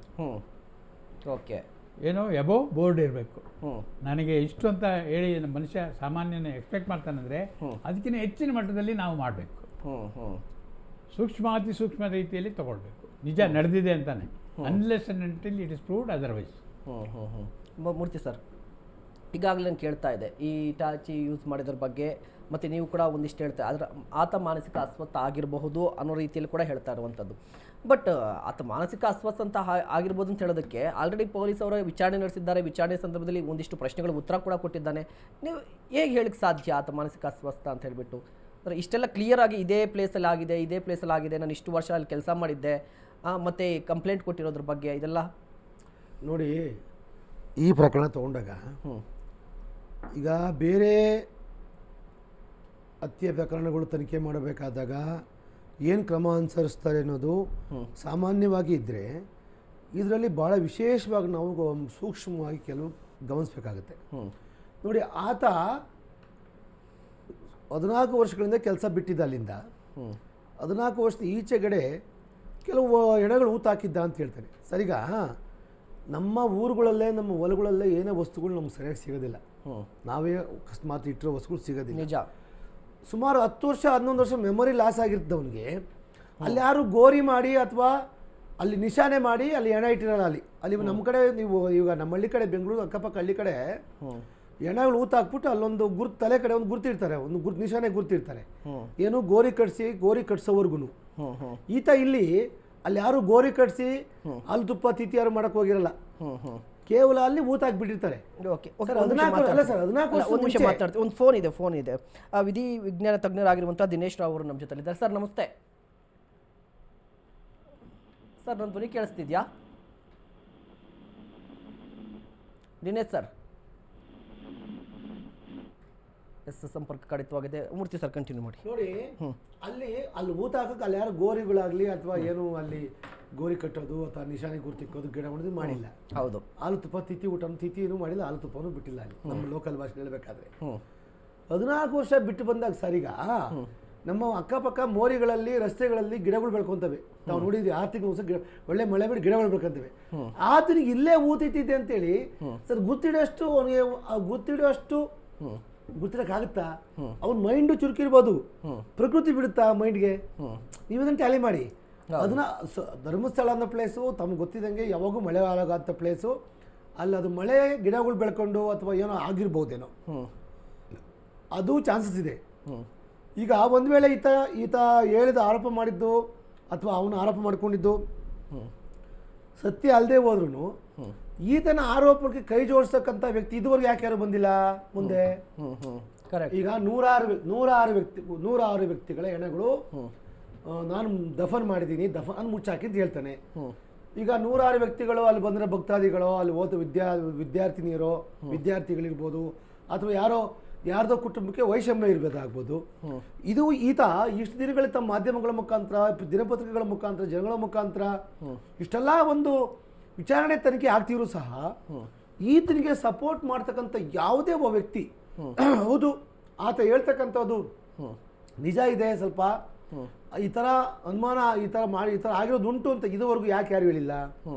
ಸೋಲ್ ಅಂಡ್ ಹೋಲ್ ಅವನೇ ಹೇಳ್ತಾನೆ ಇದಕ್ಕೆ. ಆಮೇಲೆ ಅವನು ಹೇಳಿಕೆಗೂ ಸಪೋರ್ಟ್ ಸಿಕ್ಕಿಲ್ಲ. ಅಕಸ್ಮಾತ್ ಒಂದು ಹೆಣ ಸಿಕ್ಕಿದ್ರು, ಹೆಣ ಅಲ್ಲ ಒಂದು ಅಸ್ಥಿ ಪಂಜರ ಸಿಕ್ಕಿದ್ರು ಅದು ಯಾರ್ದು ಎತ್ತ ಅಂತ ತನಿಖೆ ಮಾಡಲಿಕ್ಕೆ ಅದು ಬಿಡಿ, ಅನುಮಾನನೇ. ಅದು ಯಾವತ್ತಿದ್ರು ಅನುಮಾನಕ್ಕೆ ಅದು ಉಳ್ಕೊಂತ ಬಿಟ್ರೆ ಹೌದು ಸಾಬೀತಾಯ್ತು, ಅಪರಾಧ ಸಾಬೀತಾಯ್ತು, ಹೌದು ಈ ಥರ ತೊಂದರೆ ಆಗಿದೆ ಧರ್ಮಸ್ಥಳದಲ್ಲಿ, ಈ ಥರ ಅನಾಮಿಕ ಹೆಣಗಳು, ಅನಾಥ ಹೆಣಗಳು ಇದಾವೆ, ಅವೆಲ್ಲ ದೌರ್ಜನ್ಯಕ್ಕೊಳಗಾಗಿರೋವಂತೇಳಿ ನೀವು ಬಿಂಬಿಸಕ್ಕೋಸ್ಕರ ನೀವು ಸೌಜನ್ಯ ಕೇಸ್ ಜೊತೆಗೆ ಇದನ್ನು ಬಿಂಬಿಸಕ್ಕೆ ಹೊರಟಿದ್ದೀರಲ್ಲ ಸಾರ್ವಜನಿಕರು ಕೆಲವರು. ಅದಕ್ಕೆ ಆದ ಒಬ್ಬನೇ ಇದ್ದಾನೆ. ಈಗೂ ನಾನು ಮಾಧ್ಯಮ ಮುಖಾಂತರ ಕರೆ ಕೊಡ್ತಾ ಇದ್ದೀನಿ, ಆ ಯಾರು ಒಬ್ಬ ಏನು ಅನಾಮಿಕ ಹೋಗಿದ್ದಾನಲ್ಲ ಅವನ ಜೊತೆ ಯಾರಾದ್ರೂ ಬನ್ನಿ ಸಹಕಾರ ಮಾಡಿ, ಅಟ್ಲೀಸ್ಟ್ ಸಹಕಾರ ಮಾಡಿ ಸಾರ್ವಜನಿಕರಿಗೆ ಗೊತ್ತಾಗ್ಲಿ, ಕರ್ನಾಟಕ ಜನತೆ ಗೊತ್ತಾಗ್ಲಿ ಯಾರು ಅಲ್ಲಲ್ಲ. ಈಗ 100 ಜನ ಸತ್ತಿದಾರಲ್ಲ. ಮೂರ್ತಿ ಸರ್, ಒಂದು ಪ್ರೆಸ್ ರಿಲೀಸ್ ಆಗಿದೆ. ಸುಜಾತಾ ಭಟ್ ಪರವಾಗಿರುವಂತಹ ವಕೀಲರು ಒಂದು ಪ್ರೆಸ್ ರಿಲೀಸ್ ಅನ್ನ ಮಾಡಿದ್ದಾರೆ ಈ ಪ್ರಕರಣಕ್ಕೆ ಸಂಬಂಧಪಟ್ಟಂತೆ. ಆ ವ್ಯಕ್ತಿ ತೋರಿಸಿರುವಂತಹ 13 ಸ್ಥಳಗಳಲ್ಲಿ 50ಕ್ಕೂ ಹೆಚ್ಚು ಶವಗಳು ಸಿಗುತ್ತೆ. ಈಗ ಮೊದಲ ಸ್ಥಳದಲ್ಲಿ 2 ಶವಗಳು ಸಿಗ್ಬೇಕಾಗಿತ್ತು ಅಂತ ಹೇಳಿಕೆಯನ್ನು ಕೊಟ್ಟಿದ್ದಾರೆ. ಈಗ ವಕೀಲರು ನಾನು ವಕೀಲನಾಗಿ ವಕೀಲರು ಪ್ರೆಸ್ ರಿಲೀಸ್ ಮಾಡೋಕ್ಕೆ ಯಾವುದೇ ರೀತಿಯಾದ ಕಾನೂನು ಅವಕಾಶ ಇಲ್ಲ. ಓಕೆ, ಇಂಥ ಕ್ರಿಮಿನಲ್ ಪ್ರಕರಣಗಳಲ್ಲಿ ಅವರು ಏನು BNSS ಅಲ್ಲಿ ಅಥವಾ ವಕೀಲರ ಕಾಯ್ದೆಯಲ್ಲಿ ಎಷ್ಟು ಅವಕಾಶ ಇದೆ ಅಷ್ಟು ಮಾತ್ರ ಮಾತಾಡಬೇಕು. ಇವತ್ತು ಸುಪ್ರೀಂ ಕೋರ್ಟ್ ನಲ್ಲಿ ಒಂದು ತೀರ್ಮಾನ ಆಗ್ತದೆ. ಏನ್ ತೀರ್ಮಾನ ಆಗ್ತದೆ? ವಕೀಲರ ಮೇಲೆ ಸಮನ್ಸ್ ಇಶ್ಯೂ ಮಾಡಿರ್ತಾರೆ. ವಕೀಲರು ನ್ಯಾಯದಾನ ವ್ಯವಸ್ಥೆಯಲ್ಲಿ ಇರ್ತಾರೆ, ಸಮನ್ಸ್ ಇಶ್ಯೂ ಮಾಡಿರ್ತಾರೆ. ಆದ್ರೆ ವಕೀಲರು ತನ್ನ ಕಾರ್ಯವ್ಯಾಪ್ತಿ ಬಿಟ್ಟು ಆತನ ಮೌತ್ ಪೀಸ್ ಆಗಿ ಆ ಅನಾಮಿಕನ ಮೌತ್ ಪೀಸ್ ಆಗಿ ಮಾತಾಡ್ತಿದ್ದಾರಲ್ಲ, ಇವ್ರನ್ನ ಫಸ್ಟ್ ವಿಚಾರಣೆ ಒಳಪಡಿಸ್ಬೇಕು ತಾವು. ಮೊದಲನೇ ಪಾಯಿಂಟ್. ಎರಡನೇದು ಏನಂದ್ರೆ, ಇವತ್ತು ನಾನು ಕರ್ನಾಟಕ ಜನತೆಗೆ ನಾನು ಕರೆ ಕೊಡಬೇಕು ಅಂತ ಈ ಮಾಧ್ಯಮ ಮುಖಾಂತರ, ಇದು ಎಷ್ಟೊಂದು ತಲುಪುತ್ತಾ ಬಿಡುತ್ತಾ ಗೊತ್ತಿಲ್ಲ. ಧರ್ಮಸ್ಥಳದಲ್ಲಿ ಈ ತರ ಹೆಣಗಳು ಊತಿಟ್ಟಿದ್ದಾರೆ ಅಂತಿದ್ರೆ ನಿಮ್ಗೆ ಯಾರಾದ್ರೂ ಅನುಮಾನ ಬರುತ್ತೆ, ಸಾಕ್ಷಿ ಆಧಾರ ತಮ್ಮಲ್ಲಿ ಉಳ್ಕೊಂಡಿದ್ರೆ ದಯಮಾಡಿ SIT ತಂಡ ಸಹಕಾರ ಮಾಡಿ ನಮ್ಮ ಜನಗಳಿಗೆ ಉಂಟಾಗಿರೋ ಗೊಂದಲವನ್ನ, ಧರ್ಮಸ್ಥಳದ ಬಗ್ಗೆ ಉಂಟಾದ ಗೊಂದಲವನ್ನ ಮತ್ತು ಧರ್ಮಸ್ಥಳದ ಏನು ಆ ದೇವಸ್ಥಾನದ ಆಡಳಿತ ಮಂಡಳಿ ಮೇಲೆ ಉಂಟಾಗಿರ್ತಕ್ಕಂಥ ಒಂದು ಗೊಂದಲ, ಧರ್ಮಸ್ಥಳಕ್ಕೂ ಆ ದೇವಸ್ಥಾನಕ್ಕೂ ಈ ಕೇಸ್ಗೂ ಯಾವುದೇ ರೀತಿಯ ಸಂಬಂಧ ಇಲ್ಲ. ಇಲ್ಲಿ ಕ್ಲಿಯರ್ ಇಲ್ಲ, ನೀವು ರಾಂಗ್ ಮಾಡ್ತಾ ಇದ್ದೀರಾ. ಏನ್ ಗೊತ್ತಾ, ಧರ್ಮಸ್ಥಳ ಅನ್ನುವ ಗ್ರಾಮದಲ್ಲಿ ಆಗಿರುವಂತಹ ಕ್ರೈಮ್ ಬಗ್ಗೆ ಮಾತಾಡ್ತೀವಿ. ದೇವಸ್ಥಾನಕ್ಕೂ ಆ ಕುಟುಂಬಕ್ಕೂ ಈ ಕೇಸ್ಗೂ ಸೌಜನ್ಯ ಪ್ರಕರಣಕ್ಕೂ ಯಾವುದೇ ರೀತಿಯ ಸಂಬಂಧ ಇಲ್ಲ. ಯಾವುದೇ ರೀತಿಯ ಸಂಬಂಧ ಇಲ್ಲ. ಆಯ್ತು ನಾಗರಾಜ್ ಸರ್, ಈಗ ಇದೊಂದು ಅಪರಾಧ ಕೇಸು.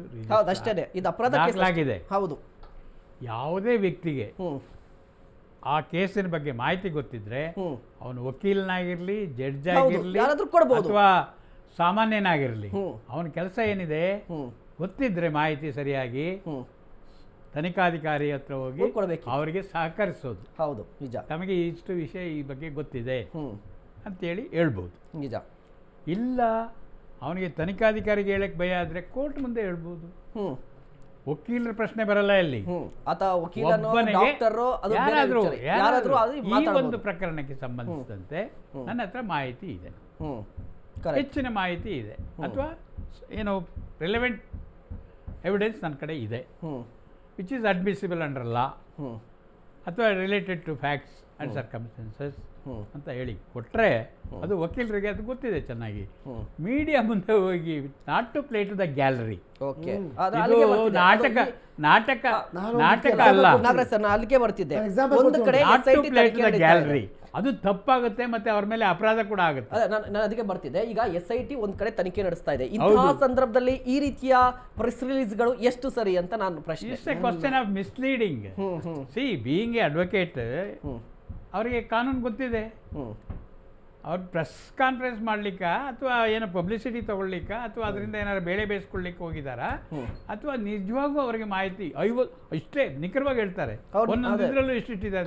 ಹಾಗಾದ್ರೆ ERC is A eye witness, ಹೋಗಿ ಕೊಟ್ಟೆ ಅವರು ತನಿಖಾಧಿಕಾರಿ ಮುಂದೆ ಹೇಳಿ ಅಲ್ಲ.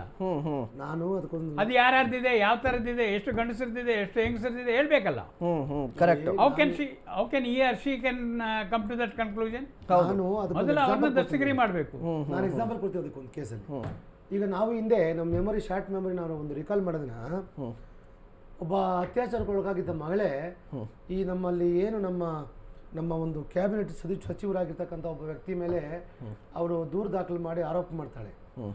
ಅದನ್ನ ಆ ಮಹಿಳೆ ಹೇಳಿಕೆಯನ್ನು ದಾಖಲಾಗಿಲ್ಲ, ಮಹಿಳೆ ಏನು ಕೋರ್ಟ್ ಮುಂದೆ ಹೇಳಿಲ್ಲ ಅಥವಾ ಮಾಧ್ಯಮಗಳ ಮುಂದೆ ಹೇಳಿಲ್ಲ.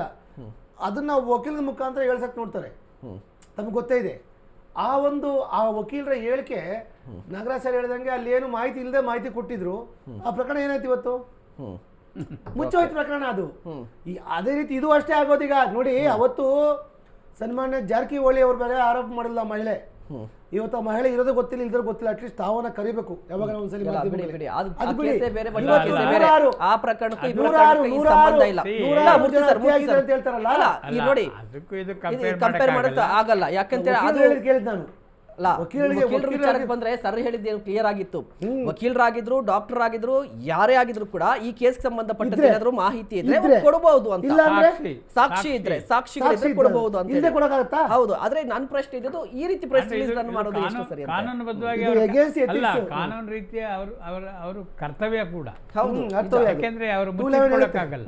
211 ಹೇಳುತ್ತೆ, ಯಾರು ಒಂದು ಅಪರಾಧ ಪ್ರಕರಣ ನೋಡ್ತಾರೋ ಕೂಡಲೇ ಕೊಡ್ಬೇಕು ಅಂತ ಹೇಳುತ್ತೆ, ಸಹಕರಿಸಬೇಕಂತಿದೆ ಹೇಳುತ್ತೆ. ಆಮೇಲೆ ಅದು ಮುಚ್ಚಾಕಿದ್ರೆ ಅದೇ ಅಪರಾಧ ಆಗುತ್ತೆ. ಹೌದು. ಈಗ ಆ ಅಪರಾಧದಲ್ಲಿ ವಕೀಲ ಶಿಕ್ಷೆ ವಕೀಲ ತಪ್ಪಲ್ವಾ ಅದು?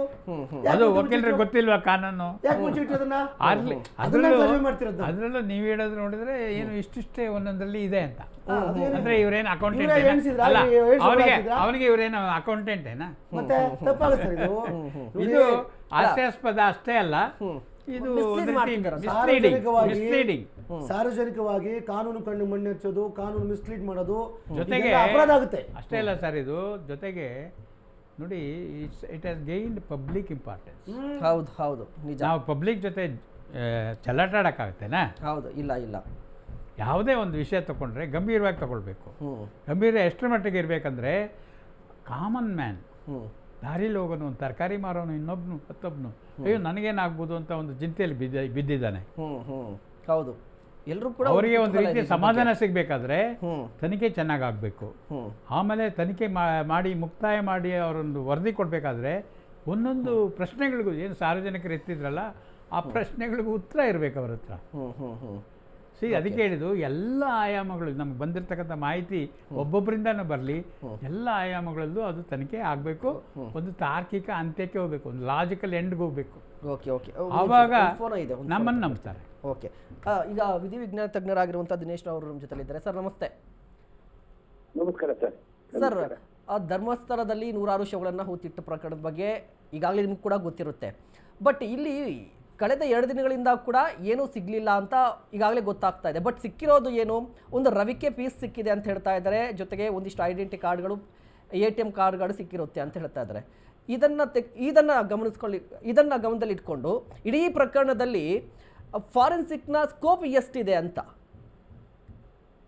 ಅಲ್ಲ ನೋಡಿ, ಈಗ ನೀವು ಏನ್ ಹೇಳ್ತಾ ಇದ್ರಿ, ಏನೋ ಪ್ಯಾನ್ ಕಾರ್ಡು, ATM ಕಾರ್ಡು ಮತ್ತೆ ರವಿಕೆ ಅಂತ, that is unrelated to the actual investigation ಇವ್ರೇನ್ ಮಾಡಬೇಕು ಅಂತ ಹೋಗಿದ್ದಾರೆ ಅದಕ್ಕೆ.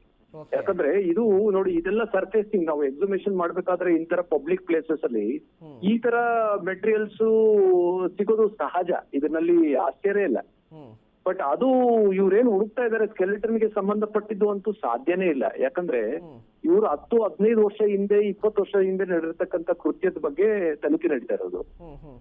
ಅಷ್ಟು ಹಳೇದು ಈ ರವಿಕೆ ಎಲ್ಲ ಇರ್ಲಿಕ್ಕೆ ಸಾಧ್ಯನೇ ಇಲ್ಲ. It would have be completely decomposed and decimated ಅಂತ ಹೇಳ್ತೀವಿ ನಾವು. ಸೊ ಇದು ಬಟ್ ಡೆಫಿನೆಟ್ಲಿ ಇದು ಬೇರೆ ಯಾರಿಗೂ ಸಂಬಂಧಪಟ್ಟಿದೆ. ಅದು ಏನೋ ಪ್ಯಾನ್ ಕಾರ್ಡ್ ಇಲ್ಲ, I think that they can do with identification. But ಯಾಕಂದ್ರೆ ಇದೆಲ್ಲ ನೋಡಿ ಬೇಕಾದ್ರೆ ಈ ತರ ಮೆಟೀರಿಯಲ್ಸ್ ಮೇಲಿನ ಭಾಗದಲ್ಲಿ ಅರ್ಧ ಅಡಿನಲ್ಲಿ, 1 ಅಡಿನಲ್ಲಿ, ಇಲ್ಲ 1.5 ಅಡಿನಲ್ಲಿ, ಇಲ್ಲ 2 ಅಡಿ ಇಂಥದ್ರಲ್ಲೇ ಸಿಗುತ್ತೆ ಈ ತರ ಮೆಟೀರಿಯಲ್ಸ್. ಯಾಕಂದ್ರೆ ಇದು ಮಣ್ಣು ಮೇಲ್ ಬಿದ್ದಾಗ ಮಣ್ಣು ಮುಚ್ಕೊಂಡು that will form one layer. So ಅದರಿಂದ ಆಗುತ್ತೆ ಹೊರತು ಬಟ್ ಸ್ಕೆಲೆಟನ್ಗೂ ಇದಕ್ಕೂ ಸಂಬಂಧ ಇಲ್ಲ. ಯಾಕಂದ್ರೆ ಸ್ಕೆಲೆಟನ್ ಫಾರ್ಮೇಶನ್ ಆದಾಗ ಸಾಫ್ಟ್ ಟಿಶ್ಯೂ ಹೇಗೆ ಡೆಸಿಮೇಟ್ ಆಗುತ್ತೆ, ಈ ತರ ಮೆಟೀರಿಯಲ್ಸ್ ಎಲ್ಲ ಡಿಸಾಲ್ವ್ ಆಗ್ಬಿಡುತ್ತೆ. So that is nothing to do with the actual body which they are looking for. So ಇದೊಂದು. ಈಗ ಎರಡನೇ ಪ್ರಶ್ನೆ ನಿಮಗೆ ಏನು, ಈಗ ಎಕ್ಸಿಬಿಷನ್ ಇಂದ ಏನು ಉಪಯೋಗ ಅಂದ್ರೆ, ಒಂದು ಐಡೆಂಟಿಟಿ ಎಸ್ಟಾಬ್ಲಿಷ್ ಮಾಡ್ಬೋದು.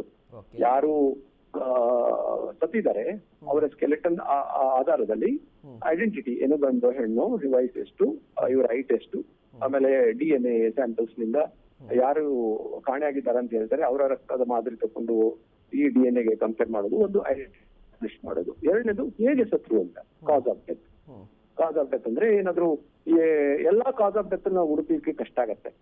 ಎಸ್ಪೆಷಲಿ ನೇಣು ಹಾಕಿರೋದು, ಕುತ್ತಿಗೆ ಇಸ್ಕಿರೋದು, ಇಂಥದ್ದೆಲ್ಲ ಸಿಗ್ಲಿಕ್ಕೆ ಸಾಧ್ಯ ಇಲ್ಲ. ಆಮೇಲೆ ಅತ್ಯಾಚಾರ ನಡೆದಿರೋದು ಅದು ಸಿಗೋದಿಲ್ಲ. ಬಟ್ ಏನಂದ್ರೆ ಕಲ್ಲು, ದೊಣ್ಣೆ, ಮಚ್ಚು, ಲಾಂಗು ಇಂಥದ್ರಲ್ಲಿ ಏನಾದ್ರು ಹೊಡೆದಿದ್ರೆ ಡೆಫಿನೆಟ್ಲಿ ಅದರ ಏಟು, ಅದರ ಮಾರ್ಕಿಂಗ್ಸ್ ಬೋನ್ ನಲ್ಲಿ ಇರೋದ್ರಿಂದ ಅದರ ಆಧಾರದ ಮೇಲೆ ಹೇಗೆ ಯಾವ ವೆಪನ್ ಇಂದ ಹೊಡೆದಿದ್ದಾರೆ, ಹೇಗೆ ಸತ್ರು ಅಂತ ಎಸ್ಟಾಬ್ಲಿಷ್ ಮಾಡ್ಲಿಕ್ಕೆ ಬರ್ತದೆ. So this are all the 2 important objectives. ಅಂದ್ರೆ ಇದೆಲ್ಲ ನಾವು ತಕೊಂಡು ನಾವು ತನಿಖಾದಾರರಿಗೆ ನಾವು ಈ ತರ ಇನ್ಫಾರ್ಮೇಶನ್ಸ್ ಕೊಡ್ಬೋದು. ದಿನೇಶ್ ಸರ್, ಇನ್ನೊಂದು ನನ್ನ ಪ್ರಶ್ನೆ ಇರುವಂಥದ್ದು, ಈ ನೀರು ಇಲ್ಲದೆ ಇರುವಂಥ ಪ್ರದೇಶದಲ್ಲಿ ಅಂದರೆ ಬರಡು ಭೂಮಲ್ಲಿ ಒಂದು ಶವ ಕೊಳಿಲಿಕ್ಕೆ ಎಷ್ಟು ಟೈಮ್ ಹಿಡಿಯುತ್ತೆ, ಅದೇ ರೀತಿಯಾಗಿ ನೀರು ಸರಾಗವಾಗಿ ಹರಿಯುವಂಥ ಪ್ರದೇಶ, ಪ್ರತಿದಿನ ಒಂದು ವರ್ಷಕ್ಕೆ 6 ತಿಂಗಳು ಮಳೆ ಬೀರುವಂಥ ಪ್ರದೇಶದಲ್ಲಿ ಒಂದು ಶವವನ್ನು ಹೂತಾಕಿದ್ರೆ ಅದು ಡಿಕಂಪೋಸ್ ಆಗೋದು ಯಾವ ರೀತಿ ಪ್ರಕ್ರಿಯೆ ಇರುತ್ತೆ, ಏನಾದರೂ ಚೇಂಜ್ ಇರುತ್ತಾ ಅಂತ? ಡೆಫಿನೆಟ್ಲಿ ಚೇಂಜ್ ಇರುತ್ತೆ. ಒಳ್ಳೆ ಪ್ರಶ್ನೆ. ನೋಡಿ, ಈ ತರ ನೀರಿರೋ ಜಾಗದಲ್ಲಿ ಎಲ್ಲಿ ಗಿಡ ಮರ ಮತ್ತೆ ಕೊಳ್ತಿರೋ ವಸ್ತುಗಳು ಎಲ್ಲಿ ಇರ್ತದೆ ಅಲ್ಲಿ ಈ ತರ decomposition process will be fast. ಯಾಕಂದ್ರೆ ಆರ್ಗ್ಯಾನಿಕ್ ಮ್ಯಾಟರ್ಸ್ ಎಲ್ಲಿ ಇರುತ್ತೆ, ಸೊ ಅಲ್ಲಿ ಕೀಟಗಳು ಮತ್ತೆ ಇದೆಲ್ಲ ಇನ್ಸೆಕ್ಟ್ಸ್ ಪ್ಲಸ್ ಬ್ಯಾಕ್ಟೀರಿಯಾ ವೈರಸ್ ಆಗ್ಲಿ fertile grounds to nurture. So ಇದರಿಂದ ಏನಾಗುತ್ತೆ, ಬೇಗ ಕೊಳೆಯುತ್ತೆ. ಯಾಕಂದ್ರೆ ನೀರು ಎಲ್ಲಿ ಇದೆ ಅಲ್ಲಿ ಬೇಗ ಕೊಳೆಯುತ್ತೆ. ಅದೇ ಡ್ರೈ ಲ್ಯಾಂಡ್ಸ್ ಅಲ್ಲಿ it is bit delayed. But ಯಾಕಂದ್ರೆ ಇಲ್ಲಿ ಬೋನ್ ಫಾರ್ಮೇಶನ್ ಆಗ್ಲಿಕ್ಕೆ ಸುಮಾರೊಂದು 5-6 ವರ್ಷದಲ್ಲಿ ಈಸಿಯಾಗಿ ಬೋನ್ ಫಾರ್ಮೇಶನ್ ಆಗುತ್ತೆ. ಅದೇ ಬೇರೆ ಜಾಗದಲ್ಲಿ 10-12 ವರ್ಷ ತೆಕ್ಕೊಳ್ಬಹುದು ಅಷ್ಟೇ. This is what is the difference. ಆಮೇಲೆ ಇದು ವಾಟ್ ಟೈಪ್ ಆಫ್ ಸಾಯಿಲ್ ಅಂತ ಹೇಳಿದ್ವಿ, ಅಸಿಡಿಕ್ ಸಾಯಿಲ್, ಆಲ್ಕಲೈನ್ ಸಾಯಿಲ್, ಅಲ್ಲಿರೋ ಸಾಯಿಲ್ ನ ತೆಕ್ಕೊಂಡು ನೋಡಿದಾಗ ಯೂಸಲಿ ಈ ತರದೆಲ್ಲ ಅಸಿಡಿಕ್ ಸಾಯಿಲ್ ಇರುತ್ತೆ, ಯಾವುದು ಈ ವಾಮ್ ಮತ್ತೆ ನೀರಿನ ಅಂಶ ಇರೋ ಕಡೆ. ಸೊ ಅದರಿಂದ ಡಿಕಂಪೋಸಿಷನ್ ಪ್ರೋಸೆಸ್ ಬೇಗ ಆಗತ್ತೆ. ಅದೇ ಡ್ರೈ ಅಲ್ಲಿ ಇದು ಯೂಶಲಿ ಆಲ್ಕಲೈನಿಟಿ ಇರುತ್ತೆ, ಸೊ ಸ್ವಲ್ಪ ಡಿಲೇ ಆಗತ್ತೆ. So this are all the factors. ಅಲ್ಲ ಸರ್, ಈಗ ನೋಡಿ ಆಲ್ಮೋಸ್ಟ್ ಒಂದು 11 ವರ್ಷ ಆಗಿದೆ ಅವರು ಧರ್ಮಸ್ಥಳವನ್ನು ಬಿಟ್ಟು ಹೋಗಿ. 11 ವರ್ಷ ಅಂತ ಹೇಳಿದ್ರೆ ಅದ್ರ ಹಿಂದಿನ ಅಂತ ಹೇಳಿದ್ರೆ 1995ರಿಂದ 2014ರ ಅವಧಿಯಲ್ಲಿ ನಾನು ಶವಗಳನ್ನು ಹೂತಾಕಿದ್ದೀನಿ ಅಂತ. ಈಗ ಅದನ್ನು ತೆಗೆದುಕೊಂಡ್ರೆ ಹೆಚ್ಚು ಕಡಿಮೆ ನಾವು ಆವರೇಜ್ ಅಂತ ತೆಗೆದುಕೊಂಡ್ರೆ ಕೂಡ 20 ವರ್ಷದ ಹಿಂದೆ ಹೂತಾಕಿರುವಂಥ ಶವ ಈಗ ಯಾವ ರೀತಿ ಆಗಿರ್ಬೋದು? ಈಗ ಧರ್ಮಸ್ಥಳದ ಸ್ನಾನಘಟ್ಟದ ಪ್ರದೇಶದಲ್ಲಿ ನೀವು ಹೇಳ್ತಾ ಇದ್ರಿ ಬೇಗ ಕೊಳೆಯುತ್ತೆ ಅಂತ ಹೇಳಿ. ಅಲ್ಲ, ಡೆಫಿನೆಟ್ಲಿ ಈಗ ಬರೀ ಮೂಳೆ ಬಿಟ್ಟು ಬೇರೆ ಏನು ಸಿಗ್ಲಿಕ್ಕೆ ಸಾಧ್ಯನೇ ಇಲ್ಲ. That is number 1. ಅದಕ್ಕೆ ಹೇಳಿದ್ದು ಈ ರವಿಕೆ ಇದೆಲ್ಲ it is unrelated to the body which they are looking for ಅಂತ ಒಂದು. ಆಮೇಲೆ ಇದು ಏನಾದ್ರು ಈ ಮೆಟಾಲಿಕ್ ವಸ್ತುಗಳು ಯಾವ್ದಾದ್ರು ಚೈನು ಇಲ್ಲ ಕಾಲುಂಗ್ರ, ಕೈಯಲ್ಲಿ ಇರ್ತಕ್ಕಂಥ ಉಂಗುರ, ವಾಚು, ಮತ್ತೆ ಕುತ್ತಿಗೆಯಲ್ಲಿ ಇರ್ತಕ್ಕಂಥ ನೆಕ್ಲೆಸ್, ಇಲ್ಲ ಸೊಂಟದಲ್ಲಿರ್ತಕ್ಕಂಥ ಮೆಟಾಲಿಕ್ ಉಡುಗಾರ ಅಂತ ಹೇಳ್ತೀವಿ ಆ ತರದ್ದು ಇಂಥ ವಸ್ತುಗಳು ಏನಾದ್ರು ಇದ್ರೆ, ಆಮೇಲೆ ಕೈಯಲ್ಲಿ ಏನಾದ್ರು ಬ್ರೇಸ್ಲೆಟ್ ಇಂಥವೆಲ್ಲ ಇದ್ರೆ ಅದು ಸ್ವಲ್ಪ ಡಿಸ್ಕಲರ್ಡ್ ರಸ್ಟಿಂಗ್ ಎರೋಷನ್ ಆಗಿದ್ರೆ ಹೊರತು ಕಂಪ್ಲೀಟ್ಲಿ ಡಿಸಾಲ್ವ್ ಆಗಿರೋದಿಲ್ಲ. So that is another thing which helps in the identification. So apart from the bony markings ಮತ್ತೆ ಫೀಚರ್ಸ್, ಸೊ ಇದು ಒಂದು ಐಡೆಂಟಿಟಿಗೆ ಸಹಾಯ ಆಗುತ್ತೆ. Okay, thank you so much sir, ಅಶ್ವೇಗ ಜೊತೆ ಮಾತನಾಡಿದ್ದಕ್ಕೆ thank you so much. Nagaraj sir, ನಂದೊಂದು ಕುತೂಹಲ ಇತ್ತು, ಆ ಪ್ರಶ್ನೆ ತಗೊಳ್ತೀನಿ, ಒಂದು ಬ್ರೇಕ್ ತಗೊಳ್ತೀನಿ. ವೀಕ್ಷಕರೇ ನೋಡಿ, ಮತ್ತೊಂದು ಕುತೂಹಲಕಾರಿ ಪ್ರಶ್ನೆ ಏನು ಅಂತ ಹೇಳಿದ್ರೆ, 100ಕ್ಕೂ ಹೆಚ್ಚು ಶವಗಳನ್ನು ನಾನೊಬ್ಬನೇ ಹೂತು ಹಾಕಿದ್ದೀನಿ ಅಂತ ಆ ವ್ಯಕ್ತಿ ಹೇಳಿದ್ದಾರೆ. ಒಂದು ಶವವನ್ನು ಒಬ್ಬ ವ್ಯಕ್ತಿ ಒಂದು 3-4 ಕಿಲೋಮೀಟರ್ ಒಳಗಡೆ ಅರಣ್ಯ ಪ್ರದೇಶದಲ್ಲಿ ಹೊತ್ಕೊಂಡು ಹೋಗಿ ಹೂತು ಹಾಕ್ಲಿಕ್ಕೆ ಸಾಧ್ಯನಾ? ಪ್ರಾಕ್ಟಿಕಲ್ ಆಗಿ ಒಂದು ಪ್ರಶ್ನೆಯನ್ನು ನಾನೇ ಹಾಕ್ಕೊಂಡಿದ್ದೆ. ಅಂದರೆ ಒಬ್ಬ ವ್ಯಕ್ತಿ 100 ಶವಗಳನ್ನು ಹೂತು ಹಾಕಿದ್ದೀನಿ ಅಂತ ಹೇಳ್ಕೊಳ್ಳುವಂಥ ಸಂದರ್ಭದಲ್ಲಿ ಒಂದು ಕಾಡಿನ ಒಳಗಡೆ ಒಂದು 3-4 ಕಿಲೋಮೀಟರ್ ಒಬ್ಬ ವ್ಯಕ್ತಿ ಒಂದು ಶವವನ್ನು ಒಬ್ಬನೇ ಎತ್ಕೊಂಡೋಗಿ ಹೂತು ಹಾಕ್ಲಿಕ್ಕೆ ಸಾಧ್ಯನಾ ಪ್ರಾಕ್ಟಿಕಲ್ ಆಗಿ? ನಾಗರಾಜ್ ಸರ್, ನೀವು ಕೂಡ ಸಾಕಷ್ಟು ಪ್ರಕರಣಗಳನ್ನ ನೋಡ್ತೀರಿ, ಈ ರೀತಿಯಾಗಿ ನಾನೇ ಹೂತು ಹಾಕಿದ್ದೀನಿ ಅಂತ ಕೇಳಿರ್ತಾರೆ. ಬಟ್ ಒಬ್ಬ ವ್ಯಕ್ತಿ ಒಂದು ಶವವನ್ನು ಹೊತ್ಕೊಂಡು ಹೋಗಿ ಹೂತು ಹಾಕ್ಲಿಕ್ಕೆ ಸಾಧ್ಯನಾ ಅಂತ? ಅಲ್ಲ, ಇಟ್ ಡಿಪೆಂಡ್ಸ್. ಈಗ ಯಾರ್ದು ಶವ ಎಷ್ಟು ದಪ್ಪ ಇತ್ತು, ಎಷ್ಟು ವಯಸ್ಸಿತ್ತು, ಅದ್ರ ಮೇಲೆ ಡಿಪೆಂಡ್ ಆಗುತ್ತೆ. ಈಗ ಇವನು ಹೇಳೋ ಪ್ರಕಾರ ಎಲ್ಲ ಮಕ್ಕಳಿದ್ರು, ಕೆಲವರು ಮಹಿಳೆಯರಿದ್ರು ಅಂತ ಹೇಳಿ ಇರಲಿ, ನಾನು ಆವರೇಜ್ 48-50 kg ತೂಕ ಇಟ್ಕೊಳ್ಳೋಣ, 50 kg ತೂಕ ತಗೊಂಡು ಹೋಗ್ಬೋದು. ಕಾಡಲ್ಲಿ ನಾನು ನೋಡಿದ್ದೀನಿ 50-60 kg ಬೆನ್ನ ಮೇಲೆ ಎತ್ಕೊಂಡು ಹಿಮಾಲಯ ಪರ್ವತದ ಆ ರೇಂಜಲ್ಲಿ ನಾವು ಮನೆಗಳದ್ದು ಒಂದೊಂದು ಒಂಟಿ ಮನೆ ಇರ್ತದೆ, ಬೆನ್ನ ಮೇಲೆ ಎತ್ಕೊಂಡು ಹೋಗ್ತಾರೆ. ಆಗಿರ್ಬೇಕಾದ್ರೆ ಇವನು ಸ್ವಲ್ಪ ದೃಢಕಾಯವಾಗಿದ್ದರೆ ಎತ್ಕೊಂಡು ಹೋಗ್ಬೋದು, 40-50 kg ಎತ್ಕೊಂಡು ಹೋಗ್ಬೋದು. ಮತ್ತೆ ಇನ್ನೊಂದು ಸಣ್ಣ ಪ್ರಶ್ನೆ, ಆ ಒಂದು ವಿಡಿಯೋ ರಿಲೀಸ್ ಆಗಿತ್ತು, ಆತ ಒಂದು ತಲೆಬುಡೆಯನ್ನು ಎತ್ಕೊಂಡು ಹೋಗ್ತಾ ಇದ್ದ, ಅಂದರೆ ಅಗದೇ ಒಂದು ಗೋಣಿಚೀಲಕ್ಕೆ ಹಾಕ್ತಾ ಇದ್ದಂಥ ಸಂದರ್ಭದಲ್ಲಿ ಆ ವಿಡಿಯೋ ಒಂದು ಕೂಡ ರಿಲೀಸ್ ಆಗಿತ್ತು. ಆ ವಿಡಿಯೋವನ್ನು ಮಾಡಿದಂತಹ ವ್ಯಕ್ತಿಯ ಬಗ್ಗೆ ಇನ್ನು ಯಾಕೆ ವಿಚಾರಣೆ ನಡೆಸ್ತಿಲ್ಲ ಅಂತ ಒಂದು ಸಣ್ಣ ಪ್ರಶ್ನೆ. ಯಾಕಂದ್ರೆ ಆ ವ್ಯಕ್ತಿ ಬುಡೆಯನ್ನು ಎತ್ಕೊಂಡು ಹೋಗ್ತಿದ್ದಾನೆ ಅಂತ ನಿಮ್ಗೆ ಹೆಂಗೆ ಹೇಳ್ತೀರಿ? ಅಲ್ಲ, ನಾನು ಅದನ್ನೇ ಹೇಳಿದೆ, ನಾನು IO will not reveal everything to public, because public ಡೊಮೈನಲ್ಲಿ ಇಲ್ಲ. ನೀವು ನೋಡಿರ್ಬೋದು. ಆದರೆ ನಿಮಗೆ ಅದೊಂದು ಪ್ರಶ್ನೆ ಉದ್ಭವ ಆಗಿರುತ್ತೆ. ಆದರೆ ಅದಕ್ಕೆ ಉತ್ತರ ಕೊಟ್ಟು ಅವ್ರು ತನಿಖೆ ಮಾಡೇ ಮಾಡ್ತಾರೆ, ಅವ್ರನ್ನ ಪ್ರಶ್ನೆ ಮಾಡೇ ಮಾಡ್ತಾರೆ. ಎಲ್ಲಿ ನಿಮಗೆ ಸಿಕ್ತು, ಹೇಗೆ ವಿಡಿಯೋ ಮಾಡಿದ್ರಿ, ಯಾಕೆ ಮಾಡಿದ್ರಿ, ಬರೀ ತಲೆ ಯಾಕೆ ಸಿಕ್ತು, ಈಗ ಆ ಪ್ರದೇಶದಲ್ಲಿ ಬೇರೆ ಪಾರ್ಟ್ಸ್ ಯಾಕೆ ಸಿಕ್ಕಿಲ್ಲ, ಈಗ ತಲೆ ಸಿಕ್ಕಿದೆ ಅಂತ ಹೇಳಿದ್ರೆ ಬೇರೆ ಪಾರ್ಟ್ ಇರ್ಬೇಕಿತ್ತಲ್ಲ, ಹಾಗಾದ್ರೆ ಅಧಿಕಾರಿಗಳು ಅಲ್ಲಿಂದನೇ ಶುರು ಮಾಡ್ಬೋದಿತ್ತಲ್ಲ ಆಗಿರುವ ಕೆಲಸವನ್ನ ಅಂತ ಒಂದು ಪ್ರಶ್ನೆ ಕೂಡ ಬರುತ್ತಲ್ಲ ಸಾಮಾನ್ಯವಾಗಿ. ಅದು ನಿಮಗೆ ಸಾಮಾನ್ಯರಿಗೆ ಬರ್ಬೇಕಾದ್ರೆ ತನಿಖಾಧಿಕಾರಿಗಳು ಯೋಚನೆ ಮಾಡಿರಲ್ಲೇನಾ, ಮಾಡಿರ್ತಾರೆ. ಯಾವ do you say that they have not done it, ಅರ್ಥ ಆಯ್ತಾ? ಸೊ ಇದು ಪ್ರಶ್ನೆ ಅವ್ರನ್ನ ಈಗ ಕೇಳೋದಲ್ಲ, ನಂತರದಲ್ಲಿ ಕೇಳುವಂಥ ಪ್ರಶ್ನೆ ಮುಂದೆ ಬರುತ್ತೆ ಅಂತ. ಹೌದು ಹೌದು. ನಂತರದಲ್ಲಿ ಇವ್ರದ್ದು ಈ ಆಸ್ಪೆಕ್ಟ್ ತನಿಖೆ ಇಲ್ಲಿ ಶುರುವಾಗೋದೇ ಅಲ್ಲಿಂದ ಅಲ್ವಾ?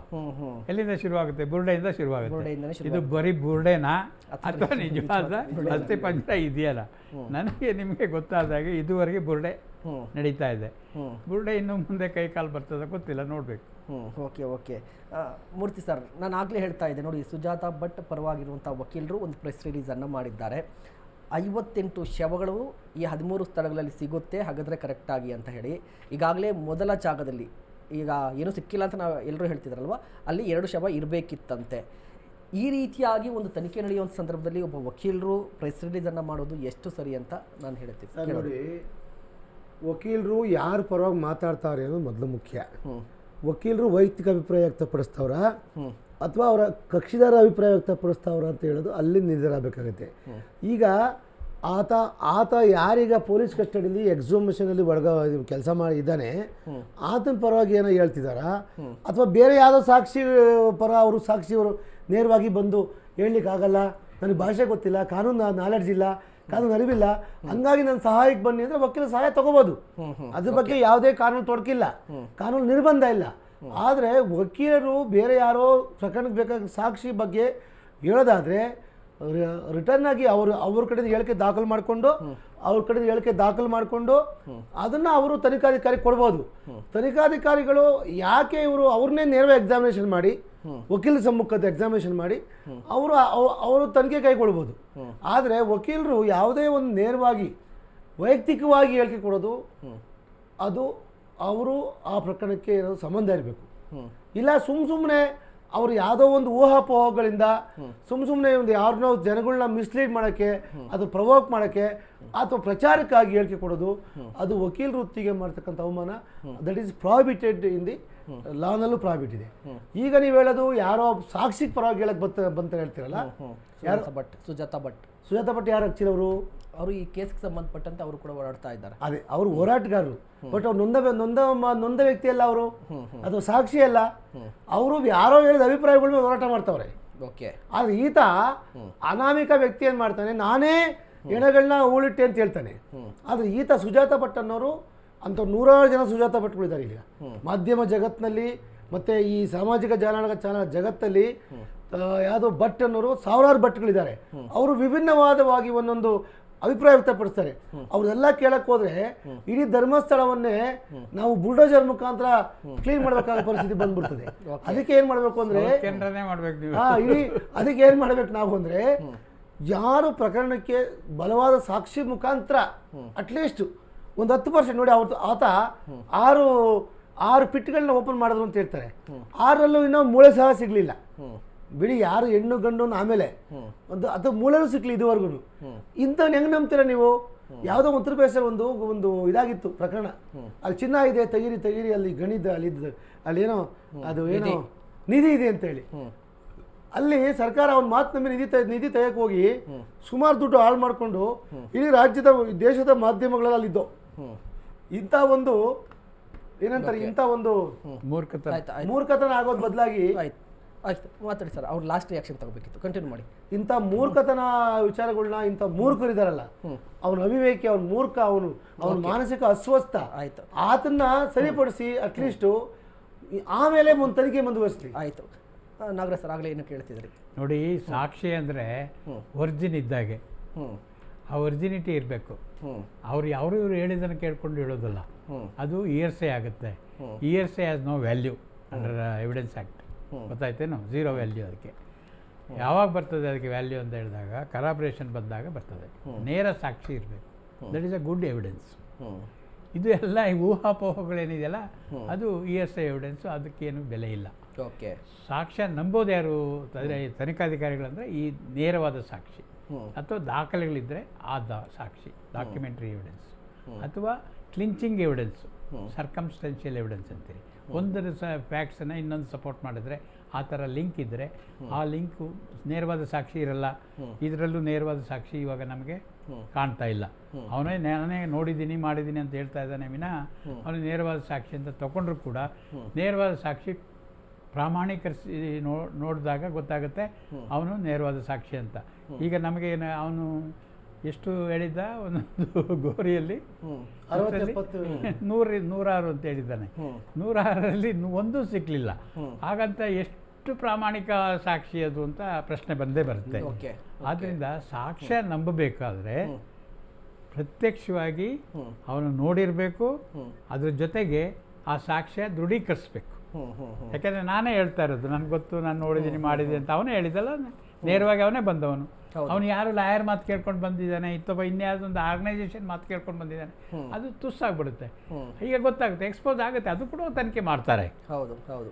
ಇವನು ನೇರವಾಗಿ ಅವನೇ ಬಂದು ಹೇಳ್ತಾ ಇದ್ದಾನ ಅಥವಾ ಯಾರ್ದಾದ್ರೂ ಮಾತು ಕೇಳ್ಕೊಂಡು ಬರ್ತಾ ಇದ್ದಾನ ಅಂತ. ಓಕೆ, ಮಾತು ಕೇಳ್ಕೊಂಡು ಬಂದಿದ್ರೆ that is not a evidence. Okay okay okay. Thank you so much sir ಕಾರ್ಯಕ್ರಮದಲ್ಲಿ ಭಾಗಿಯಾದಕ್ಕೆ. Thank you so much sir ಕಾರ್ಯಕ್ರಮದಲ್ಲಿ ಭಾಗಿಯಾದಕ್ಕೆ. ಎಸ್ ವೀಕ್ಷಕರೇ, ಈಗ ತನಿಖೆ ಅಂತೂ ನಡೀತಾ ಇದೆ.